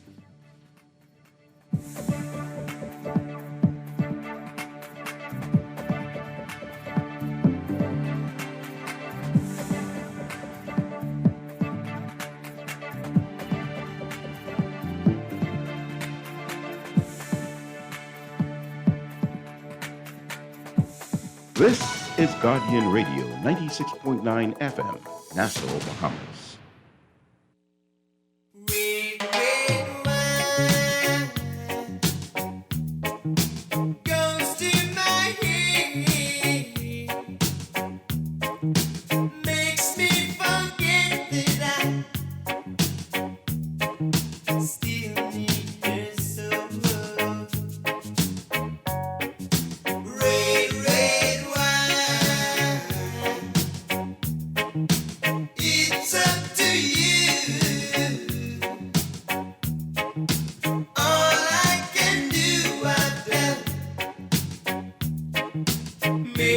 We are back here with Morning Blend Business on Guardian Radio 96.9. Dwight Strachan with Chester Robards. We're not talking red wine today, but wine, white wine, and with Kyle Stubbs with Bristol Wines and Spirits, going through the whites that as the warm months are here now, and so the Pinot Grigio, the Sauvignon Blanc, Chardonnay, and Moscato. Wedding season too, eh? Yeah, you're right on. Yeah, I think the bridal show is 2 weeks away, kind of thing. So that really kicks off the wedding season. Mm-hmm. So, white wine and champagne. Yeah, We've got a question indeed. about champagne. What, in your view, is the king of king of the drinks? Is it wine or champagne? I mean, there's a place for both of them, right? That's interesting. that is a very interesting question. The king of them would have to be wine in terms of what is most widely produced, what is most widely consumed, what is most widely enjoyed. Right? We like to hold a bottle of champagne in our hand, but we really don't enjoy champagne. Right? It's like, but it's Moet, it's Dom Perignon. Right? I have it in my hand. It looks good. It's Special occasions. Right? Yeah, that's Yeah. what you. Whereas, table wine, everyday Cabernet, outperforms every other grape variety there is inside the world. Every other style of wine there is. Cabernet is the most planted grape variety. So, when we look at it in that sense, dollar-wise, business-wise, most planted, most consumed, it'll be wine. It'll be red wine. It'll be And Cabernet. less likely to give you a headache. I leave that to the scientists and to the doctors. They still talk about this sulfite thing, but in the wine world, we have some scientists on our end who said, we can't directly link the headaches with sulfites in the wine. Now, there are some wines Right. that have different levels of sulfites, and people say if I drink this, it's less of a headache. If I drink that, it's more of a headache. But I'm not on the scientific side of things. But there's no per se. guarantee There's that no guarantee. the champagne will give you a worse hangover than the other. No, than and, other but again, wines. people would try and say it's the carbon dioxide in the champagne that's creating that, but scientifically yet to be proven. Okay. Kind of All right. thing. This texter's asking, what do you make of the wines being produced in the UK? UK. I've had some ginger wine made out of the UK before. Ginger wine. That's a very good question. I usually enjoy their gin. I look to them more so for what they do in gin wise, and beer wise. You might have to send me some examples if you don't mind. Texting Texter? a couple of names that you would have enjoyed before. But we were talking off air. It's just like Mexico is growing in wine production, and so is Panama. And so keeping our finger on the pulse is to try these things, to taste them, to evaluate them, and see if there's a place for it inside our market. Yeah. I've not heard of a UK one. Yeah, me neither. That's why I went with the gin. That's usually. I know they exist. I know they exist. But Yeah. never come across them. So. Okay. All right. So what's up next for us? This is Chardonnay. Chardonnay. Yeah, Okay. and so for us, historically, I had to go back to France for Sauvignon Blanc. That's where we got Sauvignon Blanc from, in the Loire Valley. So here we are in Burgundy, right? And we're with Louis Latour. Louis Latour is our Burgundy house. So from the entry-level Chardonnays and Pinot Noirs to, the Premier Crus at $300-400 a bottle. We carry them all from Louis Latour. But this is here's our interpretation of Chardonnay. We have sourced our grapes from all throughout Burgundy, right? Working with different grape growers or whatever. And on these entry-level Burgundy wines, it's again what has happened inside the vineyard, not so much the winemaker. As we move up the quality level, we'll realize that the winemaker starts to introduce some oak or leave what we call lees aging, leave the dead yeast in the wine to give a little bit more characteristic. But on these levels here, this entry level here, it's just we grew these grapes, we harvested them, we vinified the wine, mainly stainless steel, a little bit of oak that we may not even be able to detect, but here's this interpretation of this wine. And when we get these, what we call Bourgogne Chardonnays or Bourgogne Rouge or Bourgogne Blancs, it's just to say, hey, this is just a general impression of how we do things in Burgundy with the grapes that we get from anywhere. This says Marcon, so we're in the Marcon region, which is known for Chardonnays, good quality Chardonnays. But this is just going to give us citrus that we got in a couple of other ones was a little bit more, acid that we got was a little bit more citrus. This is a little bit more green apple, right? And we know that specific type of acid, which is malic acid, that we know comes from the grape itself. But then again, we moved up in terms of body. So we started off with the light Pinot Grigio. The Sancerre was a little bit more heavier. This is going to be the heaviest out of the three that we've had so far, and then we move into the sweet. But Louis Latour, we're talking about, 20 generations of wine production. So history, consistency, quality, world-renowned, recognized. And people, you got Louis Latour. And again, it's those brands and wines you need to have in your portfolio that makes the customer comfortable to say, hey, since you know Louis Latour so much, let's try something else French. Right. You know what I mean? Okay. But it's one of those things, it's again, if you see it on the wine list, it's like, oh, you get a Louis Latour Pinot Noir, then it's easier for the server to say, oh, you're familiar with Louis Latour? Try this. We just added this to the wine list kind of thing. Nice. All right. It's interesting that we give wine other taste profiles of other fruit. We don't ever drink the wine and go, this tastes like grape. Very true. That is a very interesting point. So when I was doing my wine studies, one of the things was, right, of course, coming from the Bahamas, and I smell my first wine, it's like, it just smells like grape, and it's almost like, okay, that's the known, right? So that aside, what else are you tasting and smelling? Again, but if we look at the color, this for sure is much more golden than those first two. So a lot more pigment. This looks so much more attractive in this glass. See, now, I don't love the nose on this. No, because, and I said there's a little bit of oak that we might be able to tap or not, but that's the first thing that I picked up was like this little woody. It's nothing fruit-wise, it's nothing grape-wise. It's like, what is that? But there's a little bit of oak that came through that on the first whiff. So typically, that I guess that smell that I'm picking up is the barrel. Yeah, that's the barrel itself, and specifically, this is the French barrel, right? So it doesn't smell like vanilla, it doesn't smell like coconut, but it smells like some kind of wood component. It has a definite, distinctive taste there. Wow.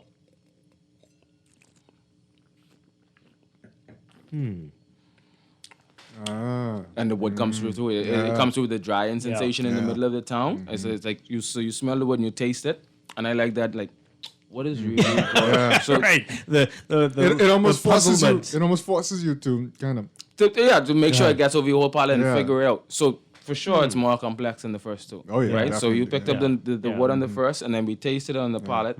The acid is a little bit more subdued. It takes its time, but it goes down the side there. So heavier, but I love Chardonnays because they don't discriminate on who you put it on the side of, right? That weight and that wood that we smelling is like, oh, you know what? A New York medium rare, that's okay on the side of, or a nice tossed cream pasta, right? It'll still do nice on the side of that. It'll also do nice on the side of, salmon, grouper, fresh caught tuna, right? Pork chop. Oh, we love a pork chop, right? This, it has enough body and enough complexity to say, okay, acid will take care of this. Wood will, compete with the texture of the meat.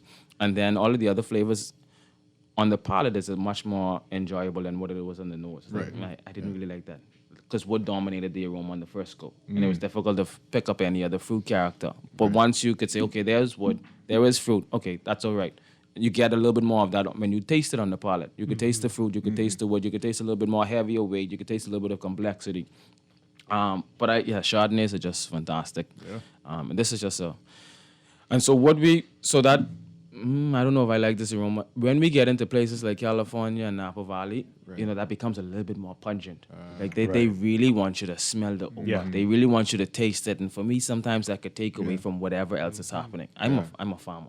I like to play in the soil and pick my tomatoes and everything else. So I want a wine that is made in the vineyard as opposed to a winemaker's wine, right? And so you add new oak to this, or you add more oak to this, and then you really just start stripping this wine and taking away from it kind of thing. Wow. The name sounds expensive, Louis Latour. Louis Latour, but how much is this bottle? This is Grenadine Chardonnay. It's about $22. Okay. Yeah, no more than $24. That is really enjoyable. It's definitely refreshing. Yeah. And again, the nose, the initial smell scared me because then I don't know what I'm going to taste, right? Right. But then it's actually enjoyable. Yep. And the more we drink it, it's going to change, right? Yeah. So even so this is not the same temperature when I pull it out of my fridge at home this morning, right? And I said, you know what? Let me just put a couple of cubes of ice on this just to make certain. But then it's been sitting there on top of the ice and not in the ice. Right. I've opened it. We poured our first glass. Yeah. We let it sit. I guarantee you, we're going to get off here in a couple of minutes. You taste this again. Yeah. Completely different profile. Wow. Yeah, you can tell that. All right, so we only about a minute left. Do we have time to get this Moscato in? Just briefly, I just want to show it, if not get it in. But Moscato is the sweet wine that everybody should know about. I brought this particular brand. Yellowtail is the #1 retail brand in the world. Wow. Right? And we represented the Bristols. But Muscat is the name of the grape. Italian is Moscato. It's naturally sweeter, right? But we do a lot of things to preserve the sweetness inside this wine. So intentionally stopping fermentation before we kill out all of the sugar, so we leave some sugar in the back end. Okay. What you're going to get in your Moscatos is going to be sweetness that's derived from the fruit itself. Nothing's added flavor-wise, no fructose, no sucrose, nothing else is added. All of the sweetness comes naturally from the grape itself. And so, if it isn't Riesling, all Bahamians should have Moscato and Sauvignon Blanc in their... But that's if you like it sweet, though. That's if you like it sweet. Some people... Right? But on the Riesling side of things is where we make that sweet into semi-sweet into dry. Okay. So that'd be perfect. All right, so let's quickly get... you mentioned you got a couple of special events coming up. Super. So next week, Wednesday, I work with Sapodilla. We're starting a Psalm series. So we're working with Chef McBride, and he's going to pull some of his menu items. I think it's going to end up being a 3-course, and I'll pull some wines out of the cellar that's not on their wine list. Wow. So what we're doing is private dining for 12 people, but then that special menu will be offered to the restaurant that evening. And that's going to be once a month. And that's starting next week, Wednesday the 25th. And extremely exciting is next week, Thursday, I have a conversation with Hans for Hunger, Facebook Live, it's called a Local Bar. It's about eating local So I'm joining an exciting panel. There's Chef Jamal Small and a few others can teach you from the Grow Lab and the Popsicle.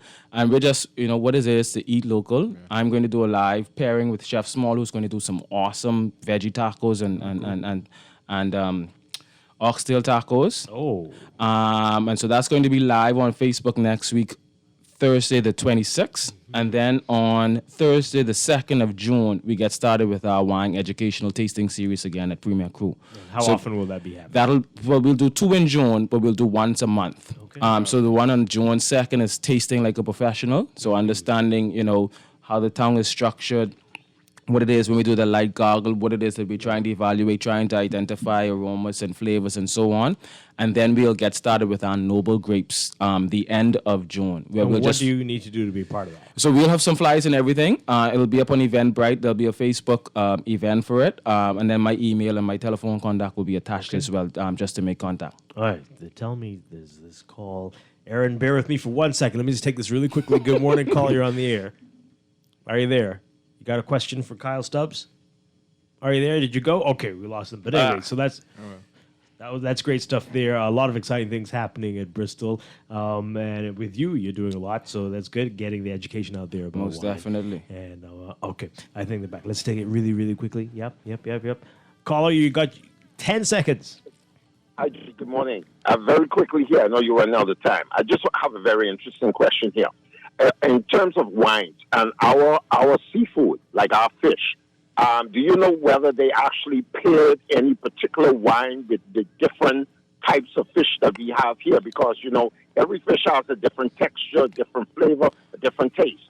As a panel or anybody considered doing something like that so we can recommend it to our guests who comes here to visit and want Bahamian seafood? Thanks for taking my call. Okay, thanks a lot. Quickly, a very good question is there are different wines for different fish, and you're very right on your explanation about textures. So our fleshier fish, our groupers, our salmon, our freshly caught tuna, they go with a little bit of a heavier white wine, and they can also go with a red wine. So we speak about Chardonnays that we're tasting, as well as Pinot Noirs. Then those flakier fish, our snappers, our grants, and that kind of stuff, they're more of our Sauvignon Blanc and our Pinot Grigio kind of thing. And we usually would fry those, coat them with a little kind of thing. And so we want to cut through the oily texture with the acid that we get from the Sauvignon Blanc and the Pinot Grigio. Okay. But definitely that'll be touched next week, Thursday, on that Facebook Live with Hans for Hunger. Excellent stuff. Kyle Stubbs, thank you so much. Again, you're going to be here every month, every Indeed. third Wednesday each Indeed. month. Thank you very much. And we'll talk to you soon. And Chester, thank you. Yes, sir. See you next week. And I'll be back tomorrow morning with more Morning Blend and Morning Blend Business right here on Guardian Radio 96.9. Twice Run of Great One. On the Clock is next. Island bar, where they play dominoes, smoke cigar. Every weekend you'll find them there, shooting pool and drinking beer, singing, "You're drunk again, you're drunk again." It's the weekend, you drunk again. Listen.